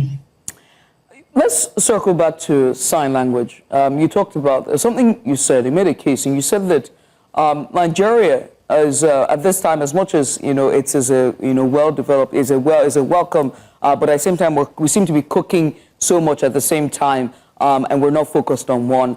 And so it begs to ask a question about our preparedness, for our schools. If this is going to be implemented, what level of preparedness are we looking at in terms of whether trained teachers, learning materials, infrastructures that will be able to deliver on sign language? It is important when you think about inclusivity, as you rightfully put, but how prepared are our systems? Yes, you've summarized it very well. Now, if you think about the typical school, how many schools have ramps just even to get people into the schools? When we talk about additional needs, we should understand that it's not just about people that cannot hear, people that are hard of hearing and things like that. There are a lot of moving parts. A lot of people, in fact, we all have additional needs in one capacity or the other. Now, if we're going to do it, the teachers that are going to do it, who are they? How are we going to do it? Schools are already dealing with, they told us to do robotics, they told us to do coding. How are we going to do it? Now they're telling us to do sign language. When is the training going to happen? Can we pilot a few states? Is it possible to see so that we can have a template that we can follow? Who is going to do it? Where are they doing? Who is involved in all this? When we are doing all this, bringing out all these rules and policies that are great, who are the people behind it? The people that... there's a body, it escapes my mind, that have to do with sign language. Are they involved in it? In this, they need to be the ones to pilot it and tell us how we are going to do it. Schools are there to educate children, yes, but there's some things that they will still need hand-holding for. How are they going to implement this sign language that they want? Already, when it comes to inclusion, there's so many basic things that schools do not have. They don't know how to support a lot of children in many, many ways. And then now we've added this to it. Let us have a template to see how it's going to work. Let us know how we're going to train the teachers. Who is going to create the curriculum for this sign language? Has it been done? Where is it? It's just like we're just throwing things, like a wish list. I want this, I want that, I want that. And they are all great. We actually do want it, but how are we going to fund it? What is the training? What is the curriculum going to look like? Or we just do anything we want in the schools? Everybody will just go there, throw their hands and throw their legs and do anything that they want? Who is going to monitor it? Who are the regulatory bodies behind it? How is it going to happen? If you want to do something, as they say, whatever is worth doing at all is worth doing well. But I don't see how it's going to be done I just feel it's another policy that has just been put out there. So now they have to deal with robotics, remove mathematics, do coding, entrepreneurship in the schools. There's just so many things. Okay. Where is the template? It's too random, it's too chaotic, it's convoluted in so many ways. And we really, really need hand-holding and guidance. That is what schools need. Yes, a lot of private schools will fly with it, just like they did during the COVID. And when they brought this coding and robotics, a lot of schools are already doing it. We do that already at Lepo School where I work. So that happens in many private schools. But private schools are not the only schools, they're not the majority. So we need it to be done well. And even some private schools, many private schools, will still need hand-holding when it comes to this sign language that we're trying to introduce in the schools. So my question is whether you agree that the government is looking at the symptoms and not the disease. If we're looking at the subjects and taking away the subjects to dumb the curriculum just so our students can get into universities, perhaps we should be taking a look at the teachers. Do you think the teachers are adequately trained? Do you think that the method with which they train or teach children are even, perhaps maybe they're outdated? If we're still using chalkboards where in other climes they're using computers, then aren't we far back? Is the government distracted? Should we be training better teachers instead of subtracting subjects? Absolutely, we should train better teachers. With mathematics, a lot of people don't like maths. Maybe I'm sitting on the fence, I don't know. I like maths, but I'm somewhere in the middle. Where am I trying to get to? The problem with maths in many cases is that the maths teachers may know maths. They may know how to answer the questions. But when it comes to teaching, the methodology, the strategy that they will use to transfer that knowledge, it's inadequate. So indeed, they do need to know how to deliver their lessons. They need training to teach mathematics because it can be complex and the teacher can be absorbed in their own world. Teaching, you see, yes, we need computers and everything, but the reality is we are where we are. We have to work with the teachers that we have that are interested. There are not too many maths teachers. So we have to work with what we have. Whether or not we have enough computers is a different case. Everything's not going to happen overnight. So I understand. And I don't like creating wish lists and start saying, oh, the government should bring 1 million computers to the schools before we can do well. Our children, some of our children have been doing well globally without having fancy gadgets. So it's still possible. But we'll need well-trained teachers in our schools. We need teachers, because if teachers are cheating in the training schools, if they're cheating their way in the training schools, when they get to the classroom, they wouldn't even know how to do it. I interview teachers oftentimes, and you find that teachers don't know mental maths. They can't carry it in their head. By the time you're telling them that 7 times 7 times 2, you've lost them. Even the 7 times 7 is a problem in many cases. And that is the reality. And there's no school that is devoid of it if you are hiring teachers in this Nigeria. Because examination malpractice is a thing. It is a thing in Nigeria. So our teachers, the depth is not there. The content is not there. We need to address that examination malpractice that is happening in the training schools so that we can have the best. And then jump again, they said 100 points to be a teacher, 100 points. So it's enough for you to fail and become a teacher. So the roots, we really need to get to the roots before we even start talking about computers. People that can do the maths, just be able to do the maths. We'll get to the point where we will train you on the computers. But know the content, don't cheat your way through it. And don't dumb down the teachers. Don't say that a teacher that is not very academically sound should be the person that will be in the classroom trying to, deliver this content to the teachers. Right. The other day, there was a lady that was going viral on social media. She had the first class. She had so many 300 and something points. She wanted to go into education, and people were dragging her. They said, "Why don't you go and do another course like engineering or whatever the case may be? Why would you want to be a teacher?" Those are the people that should be teachers. Think about China. Think about Finland. Think about Norway. Think about Sweden. The teachers are the best. They're well respected and well revered in society. They are intelligent people. A lot of them have master's degree, PhDs. But here in Nigeria, anything goes. And also, I think the culture also does matter as well, because there's a culture within the teachers. The math teachers is notoriously known as a no-nonsense, strict, or authoritarian type, character. The history teacher is almost deemed like a lackadaisical. If you like, learn your history. If you like, don't learn. and the Yoruba teacher is known as, there's always a culture as well, and a stereotypical way of, standard. And I think that needs to also be addressed as we're talking about training teachers. But away from that, let's talk about the curriculum itself, right? And you've raised a very solid point about how, it's convoluted and we don't seem to have a direction. It makes me wonder what the impact will be on the children itself, and their learning journey as they are being prepped into university and become, society contributors to society at large. Okay, so I already talked about problem solving. I've already talked about critical thinking. This already, we see it in the business world. Employers talk about it all the time. It's all over social media. It's all over LinkedIn, where we're talking about the capacity of our youth. What are they able to do? You find that a lot of them, they just cannot think outside the box. They just cannot solve problems. So we need that. The issues are already there. The impact, we're already seeing it in our society. Even the history that people are running away from. Our children have identity crisis. Our children don't know their roots. Even when they japa, they don't know their roots. They feel the need to speak with an accent. They don't want to eat Nigerian food. They don't want to wear Nigerian clothes. They'll have to wear a weave. There's so many issues. And when we don't know our roots, we are just but air. Because we must connect to our roots.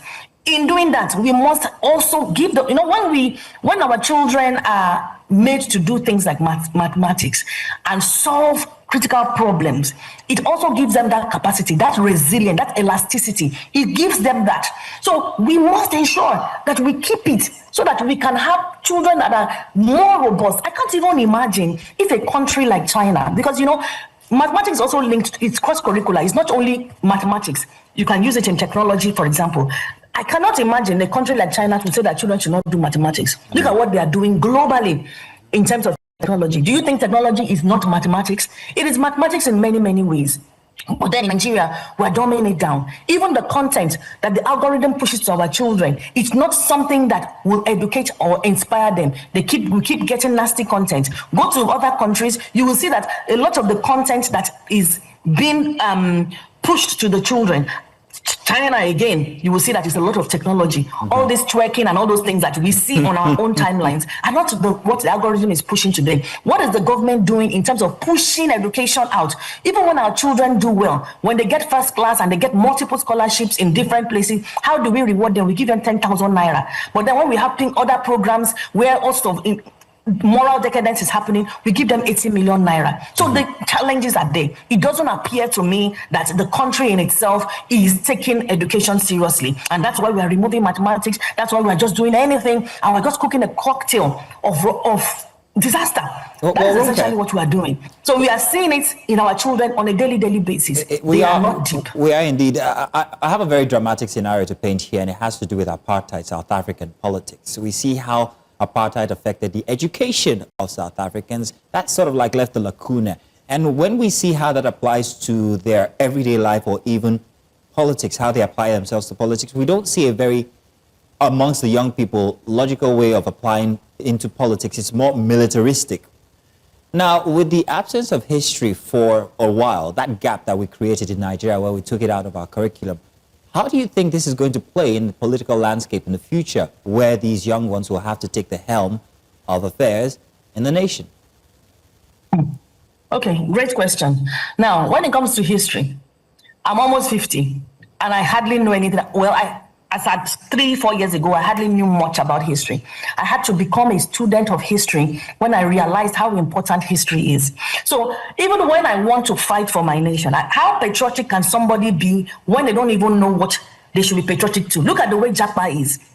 We are going to other nations and building other nations because we don't know our history. We don't know what to be proud of because it's not taught in schools. Even the little history that is taught in the schools, you would realize that it is watered down. It's not enough to keep someone patriotic. It's not enough to keep somebody rooted in culture. Then you're talking about politics. The typical person or typical youth in Nigeria, when they want to go to politics, they assume it's somewhere they're going to make money because they read everything in the media. They read about politicians that have done one disservice or the other who should be in jail, but as a matter of fact, they are are being celebrated and they're still roaming the streets. So when it comes to politics, they don't understand what it truly means. When it comes to history, they don't know their roots. They don't know what to be proud of. And that is why you see that a lot of Nigerians don't even want to be Nigerians. When you ask a German child or a Jewish child what it is to be Jewish, they will answer you. A typical Nigerian child does not know what it is to be Nigerian. They will tell you about fraud, no light, no power. They only know the negative things, as if Nigerians don't do anything that is positive. We go all around the world. We go to other countries and we are pioneering things. We are doing a lot of things. In recent times, I still heard about a doctor who did a prostate surgery in Victoria Island. This was like a week or two ago. That is not going to, the blogs are not going to carry that one and make it go viral. They keep pushing the negative narrative. And our children don't know history. History should be mandatory. It's not supposed to be something that we're celebrating just in October. It should be something that is constant. So that if they know, then when it comes to that politics that you're talking about, they will know exactly what it is to fight for. Right now, they don't know anything to fight for. The dream of the typical Nigerian is to japa. That is aspirational for most of them. So when it comes to politics, politics is not playing its part the way it should, because to many, it's a money-making scheme. Right. Sorry. Excuse me. Let me just come here, right? And very quickly, I have to say this. As we're talking about the wave of Japa, I think that this is a cultural issue, right? And not necessarily an education problem. And correct me if I'm wrong. As there is a problem that we're having here in Nigeria. First of all, the sales of books. Back in the day, we had books that we could buy for as little as 1,000, or rather even 500 naira. There were used books that we could buy. I remember buying books for 25 naira. 25 naira. Books have changed. It's now expensive. A children's book is as expensive as 7,000. A fiction. You know, I'm not even going to talk about bestsellers, which is going as high as 15 and 17,000. There is a matter of, you know, purchasing power and indices that are slowly declining and slowly falling short, meaning that parents have to choose between food and a book. What has now happened is our reading has also dwindled as well. Now, you can say that mathematics is an issue, is part of critical thinking, and no one is disputing that. But also, reading is important, because when you have op-eds, you have articles, you have literature, you're having different characters, you are able to read and see through people's eyes and bringing forth arguments into debates and, you know, and the policy or the polity. That is slowly dying. And I think that at this core of it is about, you know, structure and what is going on in our polity, with the politics, with economy at the fore of it. Because if we're changing our curriculum here and we're making it inclusive, which is a step in the right direction, in my opinion, giving sign language and what it means for inclusion, for workplace, it means that a deaf person can work in a place like this and everyone can be able to sign language with them perfectly normal. Or I mean a dumb person or a person who cannot speak, and I sign language with them and it's perfectly normal. But at the core of it is money and the economy. So as we're looking at the future of our education, what is at stake here? What lies at stake? Who are the people we need to hold accountable? Is it the ministers? Is it the teachers? Is it more funding? Is it more access to books? Or is it the culture itself, the parents? Great. It is everybody that you have listed. When was the last time that a parent read a book to a child? If you ask a typical adult, which book are you reading? They're not reading any book. They are searching the blogs. It is the blogs that, even newspapers, you find that a lot of people are getting their information from the blogs. Reading culture has died even before today, even before 10 years today. The reading culture in Nigeria has died. You know, many years ago, if you want to hide something from a black person, put it in a book. It is still the same thing today. You see that people don't read. Have you not seen online where somebody will write all the instruction and say, this is what I'm selling, or this is what the matter is, and somebody will still write in the comment section, I'm interested, or they will ask a question about what has already been written. People do not go to the end. They can't be bothered. It is micro-learning now. They just want to flip and scroll 30 seconds and they are done. And it's very important that people are reading. We must understand that, yes, books are expensive, but there are second-hand books that are available. The same parents used to buy a lot of second-hand books, but everybody is woke now. Nobody wants to buy second-hand books. They are available. And there's a difference between reading an e-book and also reading a physical book. It is very important that we are holding that book and having that, you know, being able to have the discipline and the patience, time to be able to read a book. Parents are not reading. If parents are not reading, their children are not going to read. Teachers are definitely not reading. I will tell you that one for free. I'm in the system. Teachers are not reading. So if they don't read, how would they know history? How would they transfer the knowledge? So when it comes to funding, yes, we need funding, but even if the government brings 1 million books, who will read it? Are they going to read it? Let's be realistic. So when we're having all those competitions and trying to motivate the children, we should motivate them to read a book and to be able to give us a summary about the book or act a play from the book. Encourage that reading culture. Let it be books that people are, anything that has to do with literacy is what we should be pushing in the society. Unfortunately, that's not what we are pushing. We keep pushing these competitions about all sorts of other things. I don't want to name them, so it doesn't look like I'm picking on anybody, but we are pushing the wrong things that are not going to develop our economy and our people and our youth. We need to ensure that we're pushing the right things. Give us all the money, give us everything in the world if people don't want to do the work. Now, I heard, was it Sweden or Norway? I'm not sure which country. In recent times, they're trying to ban social media from children, social media and even devices from children under the age of 15. They don't want them to have access to social media because they have seen the effects on their economy. They have seen the effects on their children, so they want to remove it. Can Nigeria move in that direction? Can they move in that direction? Because what we're celebrating now, we're celebrating 10-year-olds that are spraying words of money by the poolside. Adults are there collecting the money, picking it up from the ground. What are the consequences for things like that? You see, a lot of our problems, we can solve them ourselves. It is the elephant in the room, but we're pretending as if we cannot see those things. We know what to do. We go to other countries and help them to solve their problem. We have become a training ground, a breeding ground in Nigeria. We know we're not dumb. We're very, very intelligent. And that is why it disappoints me that we continue to rely on British curriculum and American curriculum and other kind of curriculum, and we cannot have anything called an African curriculum in our continent. We're so intelligent. We know what to do. What is stopping us?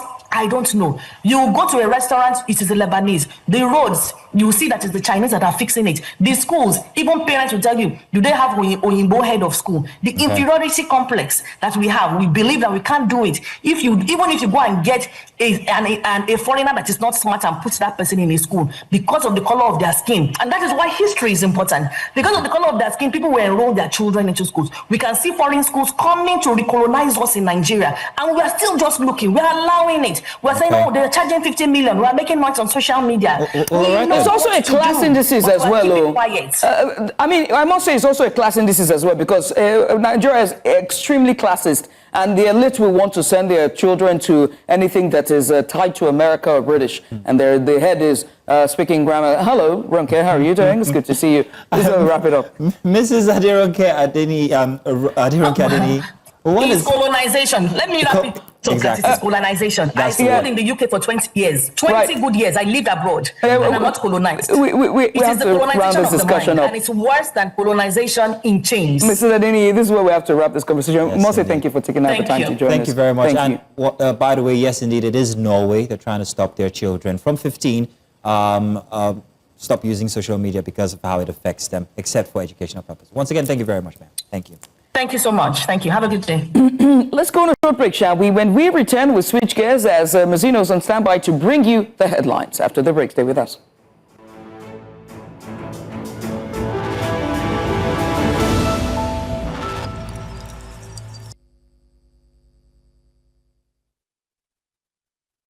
Welcome. It's time for the headlines inside of Breakfast Extra. My name is Mazino Appeal. Now, the Defense Headquarters, DHQ, has dismissed as false a report linking the cancellation of Nigeria's 65th Independence Day parade to an alleged coup attempt. In a statement on Saturday, Brigadier General Tukur Gusau clarified that the parade was called off to allow President Tinubu to attend a strategic meeting abroad and enable troops to maintain momentum in security operations. DHQ stated that the arrest of 16 military officers was unrelated to any coup plot, describing it as an internal investigation into professional misconduct for which an investigative panel has been set up and findings will be made public. The military reaffirmed its loyalty to the Constitution and President Tinubu, urging Nigerians to ignore misinformation and continue supporting security agencies and democratic governance. Meanwhile, President Bola Tinubu returned on Saturday after participating in the Akaba process heads of state and government level meeting in Rome, Italy. The initiative, launched by King Abdullah II of Jordan in 2015, aims to strengthen global cooperation in countering terrorism and violent extremism, particularly in West Africa. The Rome meeting, held on October 15 at the National Gallery of Modern and Contemporary Arts, gathered leaders including King Abdullah II, Italian Prime Minister Giorgia Meloni, and presidents from Nigeria, Chad, and several other nations. Now to politics. The Independent National Electoral Commission, INEC, says it will conduct a mock accreditation exercise in Anambra to test the upgraded bimodal voters accreditation system, BVAS, ahead of the November governorship elections in the state. In a statement issued on Saturday by Victoria Etta Mercy, Director of Voter Education and Publicity, the Commission said the exercise will hold on Saturday, October 25. Polling units selected for the exercise are located in Oka South, Idemili North, Oyi, Anambra East, Ogwata, and Urumba North local government areas. President of the Nigerian Bar Association, Afa Musigwe, has refuted claims that the Independent National Electoral Commission can declare the seat of any governor vacant due to defection. Musigwe's comments follow calls by lawyer and politician Kenneth Okonkwo to declare Bayelsa Governor Doye Diri's seat vacant after his resignation from the People's Democratic Party, the PDP. Okonkwo urged that Diri's departure from the PDP violates constitutional requirements, referencing Section 177C of the 1999 Constitution, which mandates a governor must be a member of a political party. The Coordinating Minister of Health and Social Welfare, Ali Pate, says global health leaders are aligning on the need for developing countries to exit dependency by enhancing public investment in health infrastructure, while counting win-win finance for bankable private sector-led projects that enable self-sufficiency. Professor Pate made this known as he engaged major international finance institutions and philanthropists on the sidelines of the World Bank IMF 2025 annual meeting in Washington, D.C. The minister also noted that Nigeria's presidential initiative to unlock the healthcare value chain is being celebrated internationally for boosting local pharmaceutical manufacturing and job creation. I think it's very clear that Nigeria is on the move. From the macro-fiscal reforms undertaken, additional revenues coming into government, but also being allocated towards the health sector to accelerate Nigeria's path towards universal health coverage. Billions of naira, as was mentioned, have been dispersed to more than 8,500 primary healthcare centers, more than 3,000 facilities revitalized, and more in the process of being revitalized, 20 million Nigerians insured. And I'm pleased to say that in the first half of 2025, we've had more than 80 million visits, not individuals, visits to primary healthcare facilities that were revitalized. And that's all the headlines this hour. Thank you for joining. Do stay with us. It's still Breakfast Extra. We've got one more hour to go and a couple more segments. We'll be back.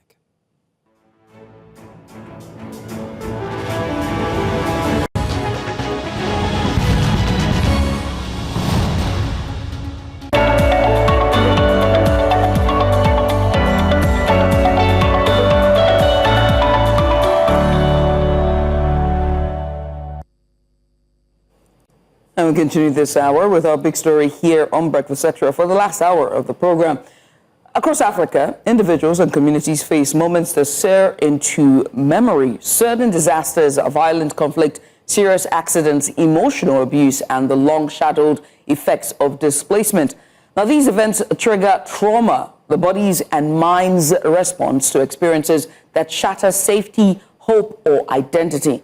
Now, back home in Nigeria, by the time a trauma victim reaches care, the damage is often deeper than the wound. So today we explore how trauma is defined and managed, how recovery and resilience are built, and how trauma-informed care can transform both individual lives and also whole systems. Joining us is Dr. Olufemi Onasanya, clinical lead at Emergency Response Africa. Dr. Onasanya brings frontline experience in trauma systems and also passion for building trauma resilience communities. You're welcome, Doctor. Good to have you here. Thank you very much. You're an expert at emergency medicine. Now, first of all, this first time I'm actually learning that there is such a, what do you call it? What's it called? Term. Unit or medicine? Discipline. Discipline, thank you.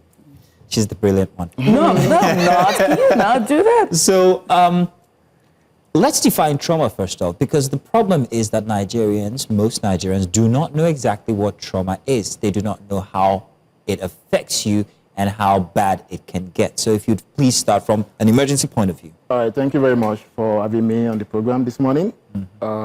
It's been a pleasure to come and talk to people, especially as October is the month of our mental awareness month. Yes, indeed. So I'm actually glad that we're having this conversation and people are probably going to learn one or two things from it. Right. So when you talk about trauma, there are a lot of ways to talk about it. But to make it simple, it is just that thing, that incident, that occurrence that is going to take a lot from you, that if you don't do something immediately, the chances of surviving are minimal. It could be physical. It could be mental. In fact, some people will tell you they are in financial trauma. It means at that moment, they don't have enough money to actually meet their needs to actually survive. Now, let's put that into medical terms. You are going to work and something happened along the way. Maybe you had a fall or another vehicle hit you from the back. At that moment, what you are experiencing is going to be a trauma. It not necessarily mean that you may be injured, because that is the problem people have about the definition of trauma. People assume it is when you see the physical sign and you have to be taken to the hospital. Not necessarily. You being hit, your vehicle being hit behind the back, and you are not injured, but psychologically you are, because by the time you get to where you're actually doing your meeting, that memory is still affecting you, it's still there, and it's going to probably distort everything that is going to happen to you that day. So that's in long short word is what trauma is all about. So is it necessarily only just an accident? Could it be just an occurrence that it could be anything? It could be a bad experience with a Lagos man. Yeah, she has that problem too. About You are Lagos not man. supposed to Lagos man. Is our theme for today. That's my theme for today. It's a joke. It's a running joke we've been going Okay, around. no problem. So what must we know when it comes to, let me use the word, first aid for trauma? That's good. Well, let me start it like this. Nigeria is a country where we really do not place more emphasis on First aid. first aid. Because ideally, first aid should be a course or a part of the curriculum from the primary school up to the university level. Because you see, emergency will never tell you I'm coming at this time. It can come anytime. And it is expected that you are prepared to attend to it. But if you don't have the knowledge, the first thing you know how to do is to pick your phone. And you know the funny thing, Nigerians don't pick up their phone to actually call the hospital or call for an take ambulance. a picture. We call our friends, or at work, you call your pastor. Your wife is in labor, seriously having labor pain. You know the first thing to do is to get an ambulance and get your wife to the nearest hospital as soon as possible. But the first thing we are doing is calling either the malam or the pastor to start praying. I call my mother. What do I do? Is your mom a doctor? I know. Is your mom a nurse? Exactly. Do you get the picture now? Yeah. Now, first aid is something that should be made compulsory for all Nigerians. So far, you have the acumen to understand what is being taught. Okay. Because it is only when you have the knowledge, you will be able to actually respond to emergencies. It's not necessarily for you. It could be for other people near you. It could be for your wife. It could be for your husband. It could be for your kids. It could be for your neighbor. But if the knowledge is not there, let me share a scenario. I was in a bank during the time of COVID. Now, you know this gap thing during that COVID period. Yeah. You have to give 2 personal space. Yeah, 6 meters. Yeah, exactly. So, because there was a long queue and the place was hot, this woman now had a sudden fall. There was confusion. The next thing, everybody started shouting, Jesus, Jesus. People that were bringing out olive oil to be sprinkling. I mean, even the bank officers were all standing up from their system and shouting, Jesus, Jesus, what are we going to do? I wonder if it was during Ebola, what would have happened? Exactly. What? I got there. I realized the woman was actually choking. There was something in her throat that was blocking the airway. So I was able to stand her up and actually perform the Heimlich maneuver. Yeah. Something you must learn if you take a first aid course. And well, it helped me because my number that day to see the cashier was 300 and something. And it bumped your phone. So in that instance, and with her, she's experienced a physical injury, in quote. Yes. Now, what about the mental effect and the trauma that comes from after such an incident? You see, trauma affects us all. It silences voices, distorts memories, and even kind of trap the mind in a cycle of fear and guilt. Exactly. That is what trauma does to us. Now, you facing the trauma does not necessarily mean you are reliving it. Because in this whole cycle of brokenness, there lies a possibility of transformation. But it depends on how you face it. But let me start from this. You see, survivor itself is often the first act of courage. It is that instinct that allows us to breathe through loss, pain, and uncertainty. But survivor alone is just living. It is endurance. You are only coping. You are only trying to survive. You are not actually facing the problem. And that's exactly what we are doing in Nigeria now. We are surviving. We are trying to cope with the situation, but we are not facing what the challenges are. To actually live and survive beyond survivor, we must learn to face the hard journey of actually facing that thing that is hurting us. Reclaim the power and be able to go on a journey of self-discovery. We're talking about trauma, and I just remembered, let's look at conflict-torn areas in Nigeria, whether in the northeast or northwest. Or central Nigeria. I had the pleasure of sitting with an author who wrote a book which chronicles personal testimonies of those who were affected by the Boko Haram conflict from 2013. And one of those testimonies was a young lady, a woman, a mother, who shared about how she buried her daughter when the conflict had started. She buried her daughter along with food and water, a keg, and she ran away. And for months, she couldn't come back to that region because of the insurgents were already there, the bandits were there, or the Boko Haram persons were there. And so when the army finally came, months after they reclaimed that town, she had to go back and find the armies to go find where she had buried her daughter to bring the daughter. So for months, the daughter had been on the ground, in the dark, drinking rainwater, and just thinking that everybody had died. In fact, thinking she's been buried. So you can imagine that months, this was 2013, we're in 2025, and she said that when the army came and they treated her, because she was heavily malnutritioned, that was all it was. They didn't care about her mental health and the trauma that she had faced. And so it makes me wonder about first responders and what type of care is given to the front lines in those areas of conflict. Oh, thank you very much. That's a wonderful question.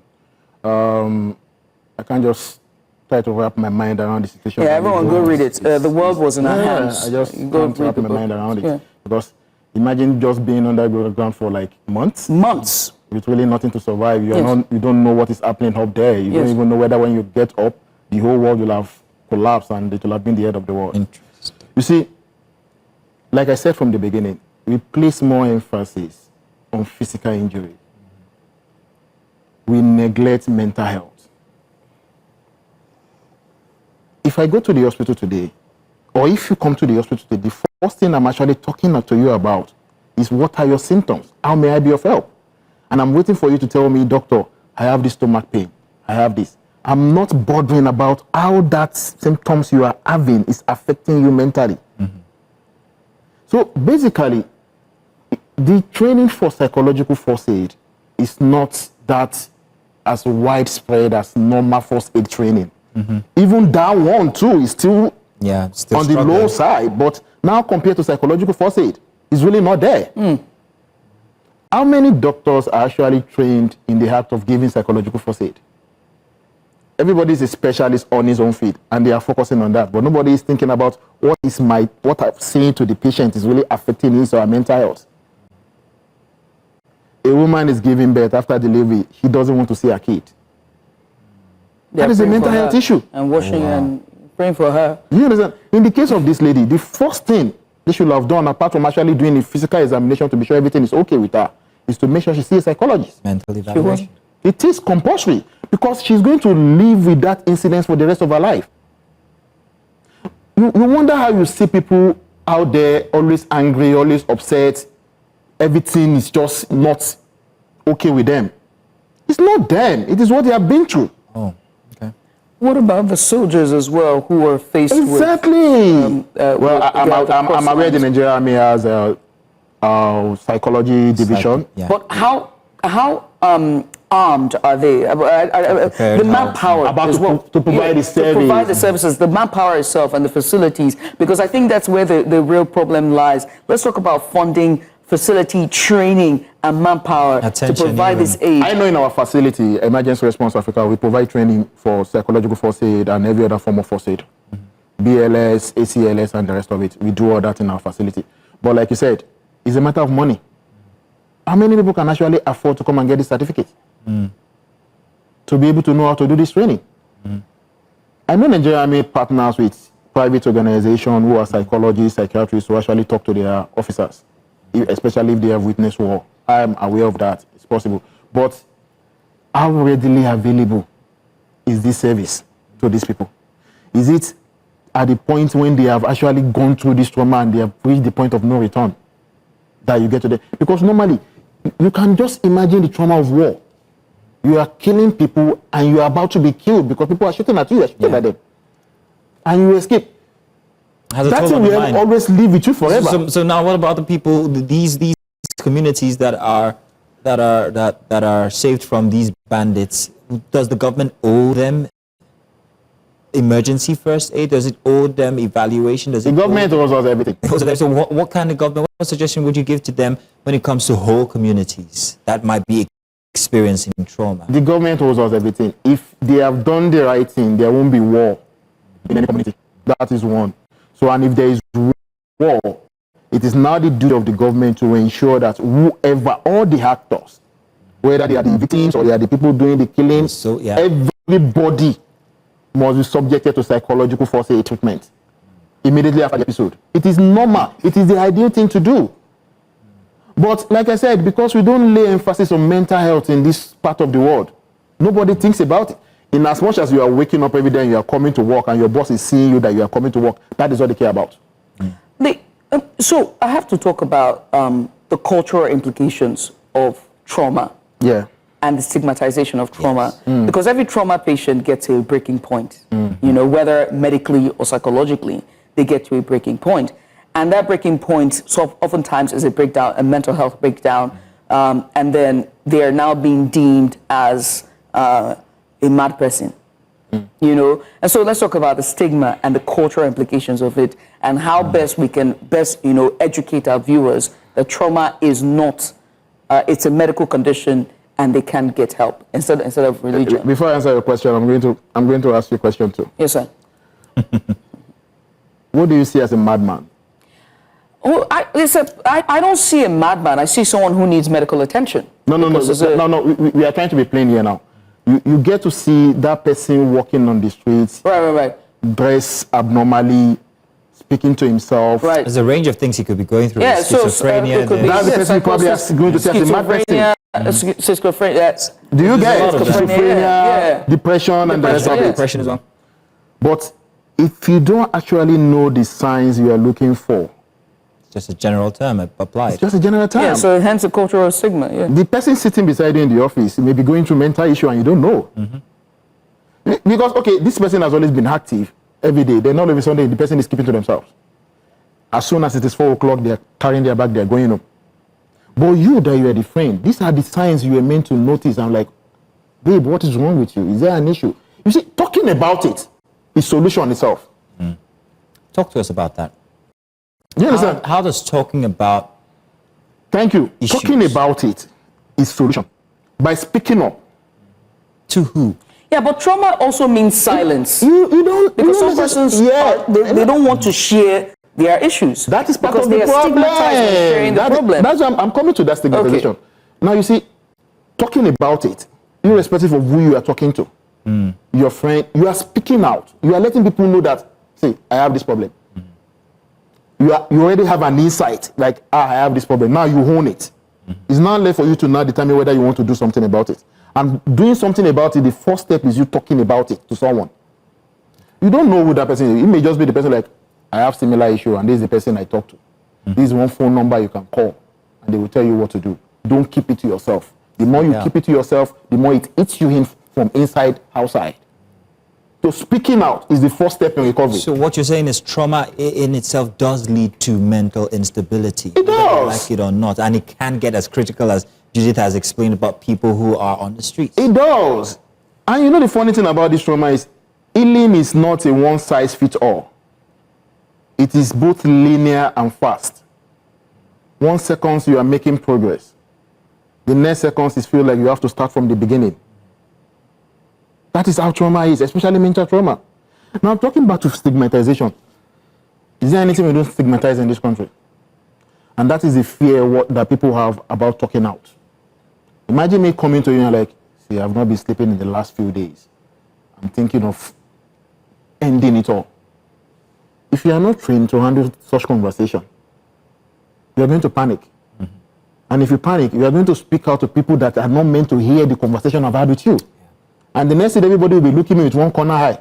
This one will soon kill himself. Please, we should not send him to the third mainland bridge to go and jump on the bridge. That is where the stigmatization is coming from. Exactly. At the sake of convoluting our education policy and our education curriculum, because I removed math and put it back here. Do you think that we should start adding, because I think, do you think that in destigmatizing issues like this, it means education, should we introduce it? I've said it from the beginning. Should we introduce it at the primary level, secondary level, even at the workplace? It is a must. Do we have to wait until there is an issue where a work colleague had dropped or is choking or something before we now learn? Or it should be part of our curriculum from the primary school upward. And every HR of every organization should have a team that they are sending for training, so that they can now be the responders in that organization. It's not just about first aid, even physical injuries. You should have people on the team, not necessarily, the HSC team. The HR must have that dedicated staff that this is their work. If you have an issue, if you are whispering to me the reason why you are not at work in 2 days, I know the people I can send you to talk to, because they have all been trained to recognize the signs. Not wait till that moment when I come to work and I'm sleeping all through and I'm not productive. We need to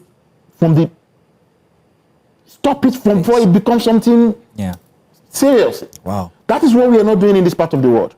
Dr. Olufemi Onasanya, I did not think that we were going to go this in-depth into the matter, but we have, and it's been very, very, profitable. And I'm sure that a lot of people, the viewers, are taking from the conversation that we have just had to learn and also note that it's a very important thing. Trauma cases need to be dealt with. We also need to know how to identify them and what to do as first responders in any situation that we might find it. Thank you very much. Thank you so much. I've learned a lot. And we also need to be kind as well to everyone. Be very kind. You never know what the Nigerians are generally kind. It's just the situation we have found ourselves. It's difficult to be kind now. The funny thing is, by the time you diagnose every typical Nigerian, you'll be surprised that almost everybody have one mental issue. It's stress. Let's go on a short break, shall we? When we return, we change our focus. We turn our focus to Africa, and this time to Cameroon, as the country decides as they await the presidential election results. After the break, stay with us.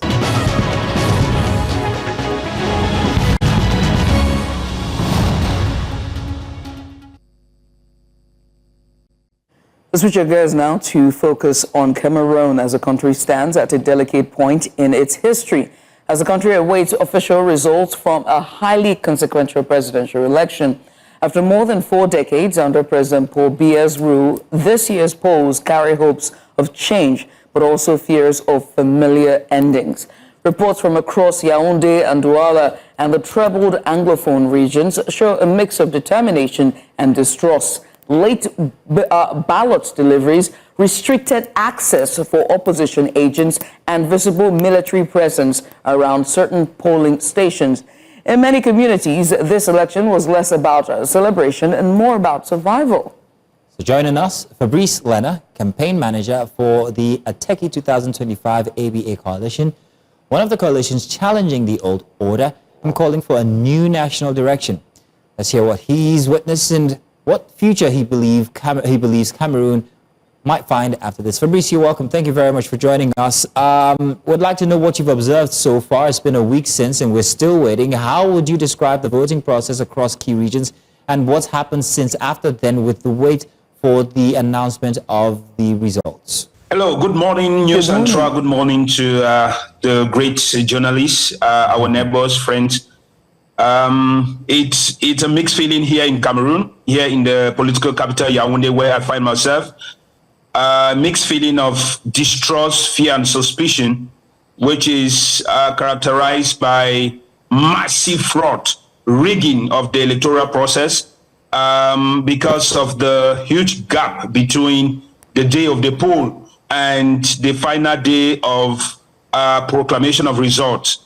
So this is the kind of situation that breeds, the feeling of lack of transparency, and this is from history.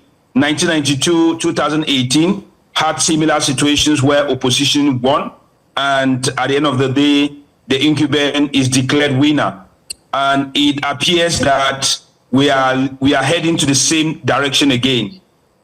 After the local polling commissions compiled results and they are being transferred to the divisional polling commissions, what they call département, it's already clear in so many areas around the country that in some places the numbers have been added, like in the troubled English-speaking regions where there is complete rejection of President Pobia. We are instead seeing the paradox of result, showing him winning by up to 70% in the region of Northwest and in the regions of Southwest of Cameroon. This is a fraud mechanism because the northern part, which is the place of the current opposition leader, Issa Chiroma Bakari, voted massively for him, but the gap of win is being reduced so much such that they could use the other parts of the country to cover up. And right now, we are being told by some unofficial results that President Pobia is ahead of Issa Chiroma by about 200 to 300,000 votes. And this is completely false. This is not what we saw on the field, especially what I saw on the field, because being in Yaoundé 6 subdivision, during the day of the poll, I went around visiting polling stations, and in about 115 polling stations, Issa Chiroma Bakari was leading by a wide margin. That's what I observed on the field firsthand by tallies on board. But since our collation process, it's so bureaucratic with a lot of opaque process, it's led to what we are observing today. Cameroon risks going down to the process of post-electoral violence again, like in 2018 and as usual. And this is what is unfortunate. And at this point in time, we call on African Union and countries that to talk to Cameroon, to talk to the government, to concede defeat, because this is a clear win. The election of 2025 is a referendum between stagnation and change. And the youth, the Gen Z, those who are first voters, voted massively for change. And apparently, Cameroon has tried to once more change the result again. It appears that our government is only organizing phony elections to perpetuate continuous stay in power. I do have to ask whether or not, because your observations is pointing outright rigging by the Elikam as well as Paul Biya's camp. And so it begs to ask a question about the international observers. Have they put out a statement? Does it align with your observations from the coalition, or is it different? It's international. We've not got any credible international observation made a public statement to the elections in Cameroon. Perhaps I've not come across one. but we've had some kind of here and there declarations by individual observers that were accredited. But what you should know is that in Cameroon, it is the Ministry of Territorial Administration, what they call in Cameroon MINAT, in most countries, Minister of Interior, that gives accreditation to international observers and even local observers. And they choose to whom they give these accreditation of observation. In past elections, they have given accreditation to fake observers, people whose profile and portfolio were verified to be fake, you know. And if you read the news about Cameroon elections, you will find out that several times President Paul Biya paid for his own international observers to give and validate the results the way they want it to go. And it appears 2025 is the same scenario. Yeah, but we understand, and correct me if I'm wrong, didn't the AU send an observation team? African Union, they did send an observation team. I mean, the first statement of the African Union, from what I read somewhere online, was that the elections, the polls of Sunday 12th were in serenity, in calm, and no major incidents. So we Cameroonians want to ask ourselves, okay, was it because at the beginning of the poll on Sunday 12th, yes, this was the situation. There were no major incidents. Nothing happened like clash but towards the end of the day, because counting starts taking place from 6 p.m. 00 Yaoundé time. And from that very moment, we started getting reports at our situation rooms of, you know, stuffing of ballot, people who were adding figures, people who were given money in order to change what they call return reports, PV in Cameroon, procès verbaux. And all these were things observed clearly with evidence in different situation rooms for our coalition, as well as those of other political parties of the opposition. We wonder how AU will be giving us the report of saying everything went well. Until now, we are expecting them by the different evidence and reports we've given, made by journalists, independent journalists, as well as, you know, reporters of political parties and communication team, campaign managers of political parties put it out there. We're expecting AU maybe to come out with another statement again to confirm to what we are saying or say otherwise. But this also makes us to question the integrity of the African Union, indeed, and perhaps ask if, you know, other countries that fall into the hands of juntas are not correct to judge AU as a toothless bulldog or people who do not have integrity at all. What does this mean for Cameroon? If, as we wait for the elections, we have counted down to 1 week. That means by Friday, there should be an official announcement from ELICAM. If it doesn't sway in the way that the people hope, what would it mean for the future? Yeah, this means a lot. It means uncertainty about the approaching future. It means post-electoral violence. We are preaching non-violence anyway, but we are asking the people that we cannot allow our voices to be stolen once more. We have the luxury of participating in election in Cameroon after 7 years. 7 years is a lot. 7 years is quite a long time to wait in order to vote for a leader. And we cannot, in the series of 7 years, be voting for the same person who do not allow for, by the process they organize themselves, for change to come. So Cameroonians are at the lasting limit of patience, and this is expressed, you know, every day, everywhere. If you read the news in some of the major towns, in Limbe, in Chang, in Bamenda, Douala, that was the start of this week, you will hear or get the report that some protests took place, and even the building of the party in power was burnt in near the University of Chang in West Region of Cameroon, where the university administrators organized what was called organized rigging of the electoral process there. They did not imagine that the opposition could score such high numbers there, and the guys organized rigging by completely changing the return reports there. So this angered the population to burn the house of the party in power, and also attempted burning the house of the university rector there, who was one of the persons concerned. This is indicative already of what will happen if the result is not in favor of the people's will. In the northern region of Garwa, where the major political leader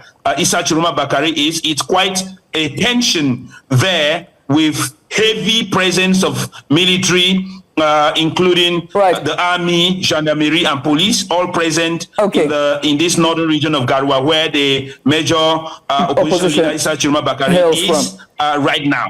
And this already tells you what will happen if the result is not in his favor. He himself has said this election is not like any other in history, and the people shall not, for anything, allow their will to be stolen again. All right. Fabrice, I want to say thank you for taking out the time to join us. I wish we could continue, but we are pressed for time. We will definitely have you in subsequent bulletins, as well as on the news too, for more updates and to share your observations. Many thanks once again, Fabrice Lena there from Yaoundé, Cameroon, giving us update on the presidential elections. Be on standby. We're about to bring you the cartoon editorials on the news stream. Stay with us.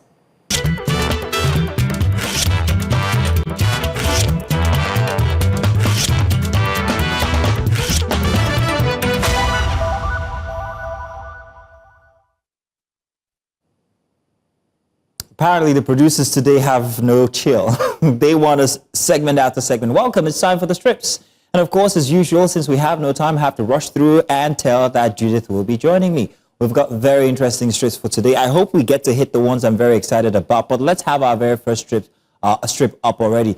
Judith, I hope you're ready, because this one's gonna be very interesting. Let's take a look at this one. We're going to take a very cursory look at this, because I want us to get to the interesting one. Allocations car. Chairman of local governments. Allocation for September. Hello, it's chairman. I can't make it to the office. Road is bad.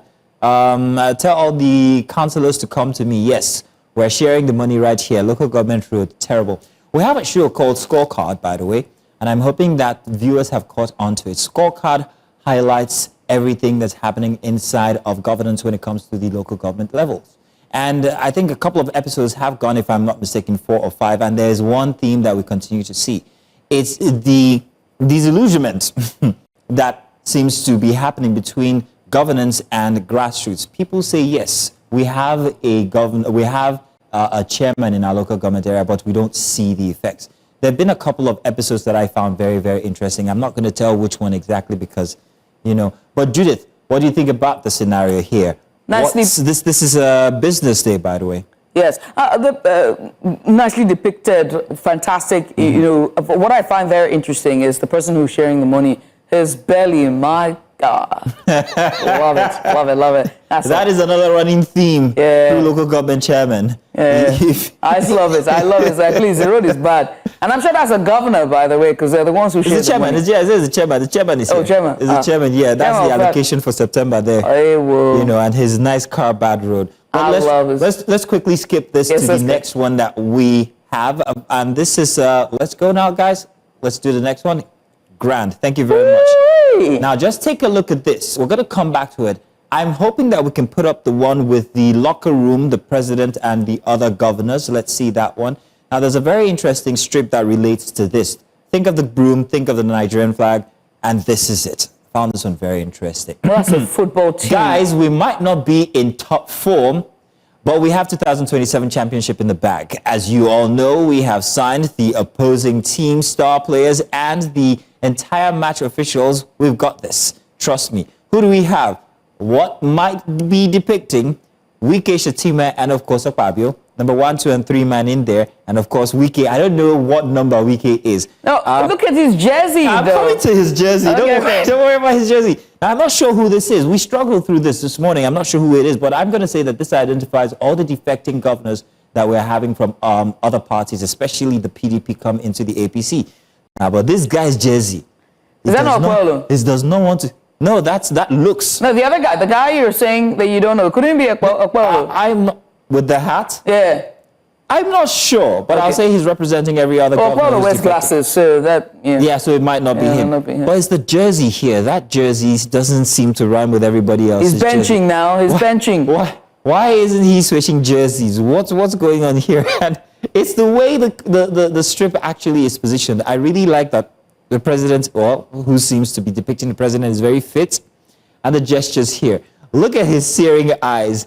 In any case, what we are seeing, and if we put the other picture into context, is the situation where we're slowly going toward a one-party state. People are asking whether this is the democracy that we're asking for, and whether the APC is actually kind of like worried, and many say that they should be, because this doesn't put them in a good light. If you're going to accept all these parties or all these former party members into the APC and still drive towards a one-party state, that's not democracy. You said something about Auwal the other day in your monologue yesterday, and it seems a bit, for lack of a better word, and I do not want to use this word, dictatorial, to actually ask members of your staff that they must be in certain attires.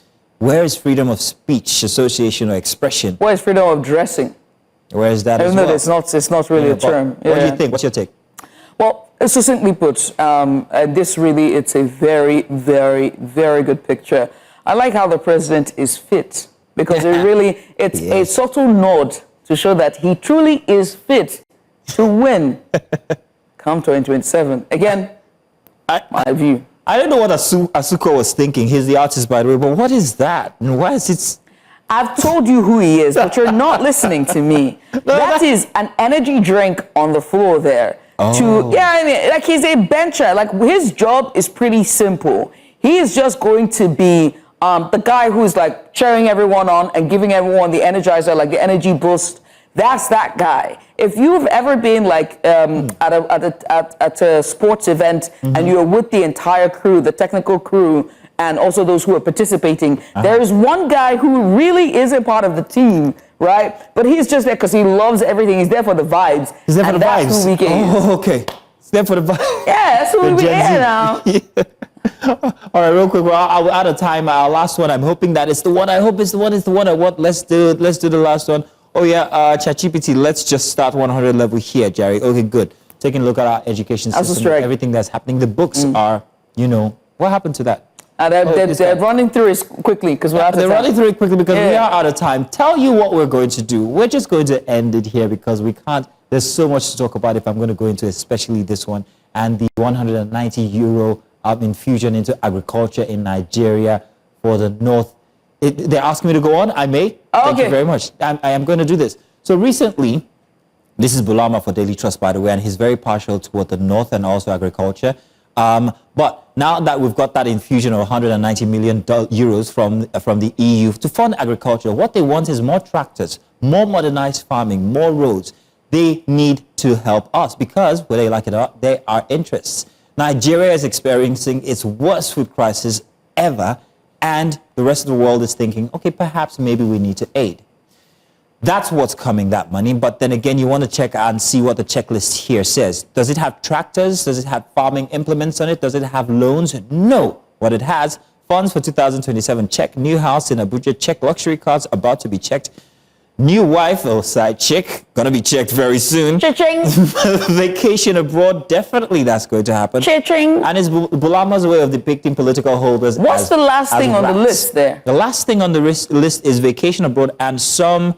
oh yes, thank you very much for bringing my attention. Some hose for farmers, maybe. That's what it says. Some hose for farmers. Look at how very unreadable it's ever. That's the term. Yeah. I don't know the term. I didn't even see it. Yeah, because I was like, what is that? It's so scribbled tightly and then tiny. No one can read it. Yeah. That's a proper eye test. That's the fine print. Yeah, we should use that at our optician's office. Bulama's advocacy for me is top notch. I love it. He's never always too specific. He always represents sometimes, especially political figures, as rats. Maybe because that's what he sees them as, rats. What's interesting is the rat and his hoe there. Yeah, the hoe just like, this is a prop. This is what we're using to get all the money. We're really not going to use it to farm. Showing them, his hoe we're using, we need mechanized farming. This is my MVP strip for today, actually. My MVP is I really like this one. It's a locker room. Love it. It's a locker room for you, yeah, I can tell. But listen, it's been a very interesting show, and of course, capping up with the strips for today. Thank you very much for being a part of the show. To everybody out there who has joined us since yesterday morning, bright and early from 8 a.m. it's a good way to wrap it up. And of course, Judith, you want to tell them what secret lies ahead for the week? Yes, not so much of a secret. It's an open secret, by the way. Now, for everyone who is going to be joining us, just keep it tuned here, especially on Monday all the way to Friday, because the Breakfast Central gang will join you bright and early, 7 a.m. in the morning, all the way down to 10 a.m. So you have Olive, Joe, and of course, Benga Burua giving you all the in-depth analysis when it comes to the major news for your morning. So start your morning right, your Monday to Friday morning right with us right here on News Central. For us is good morning and goodbye. We're going to be with you the entirety of the week, by the way. Mazino is joining you 9 p.m. tonight, and I am coming on 12 noon tomorrow. Bye for now. Oh, we'll be here next week, Sif. Bye-bye.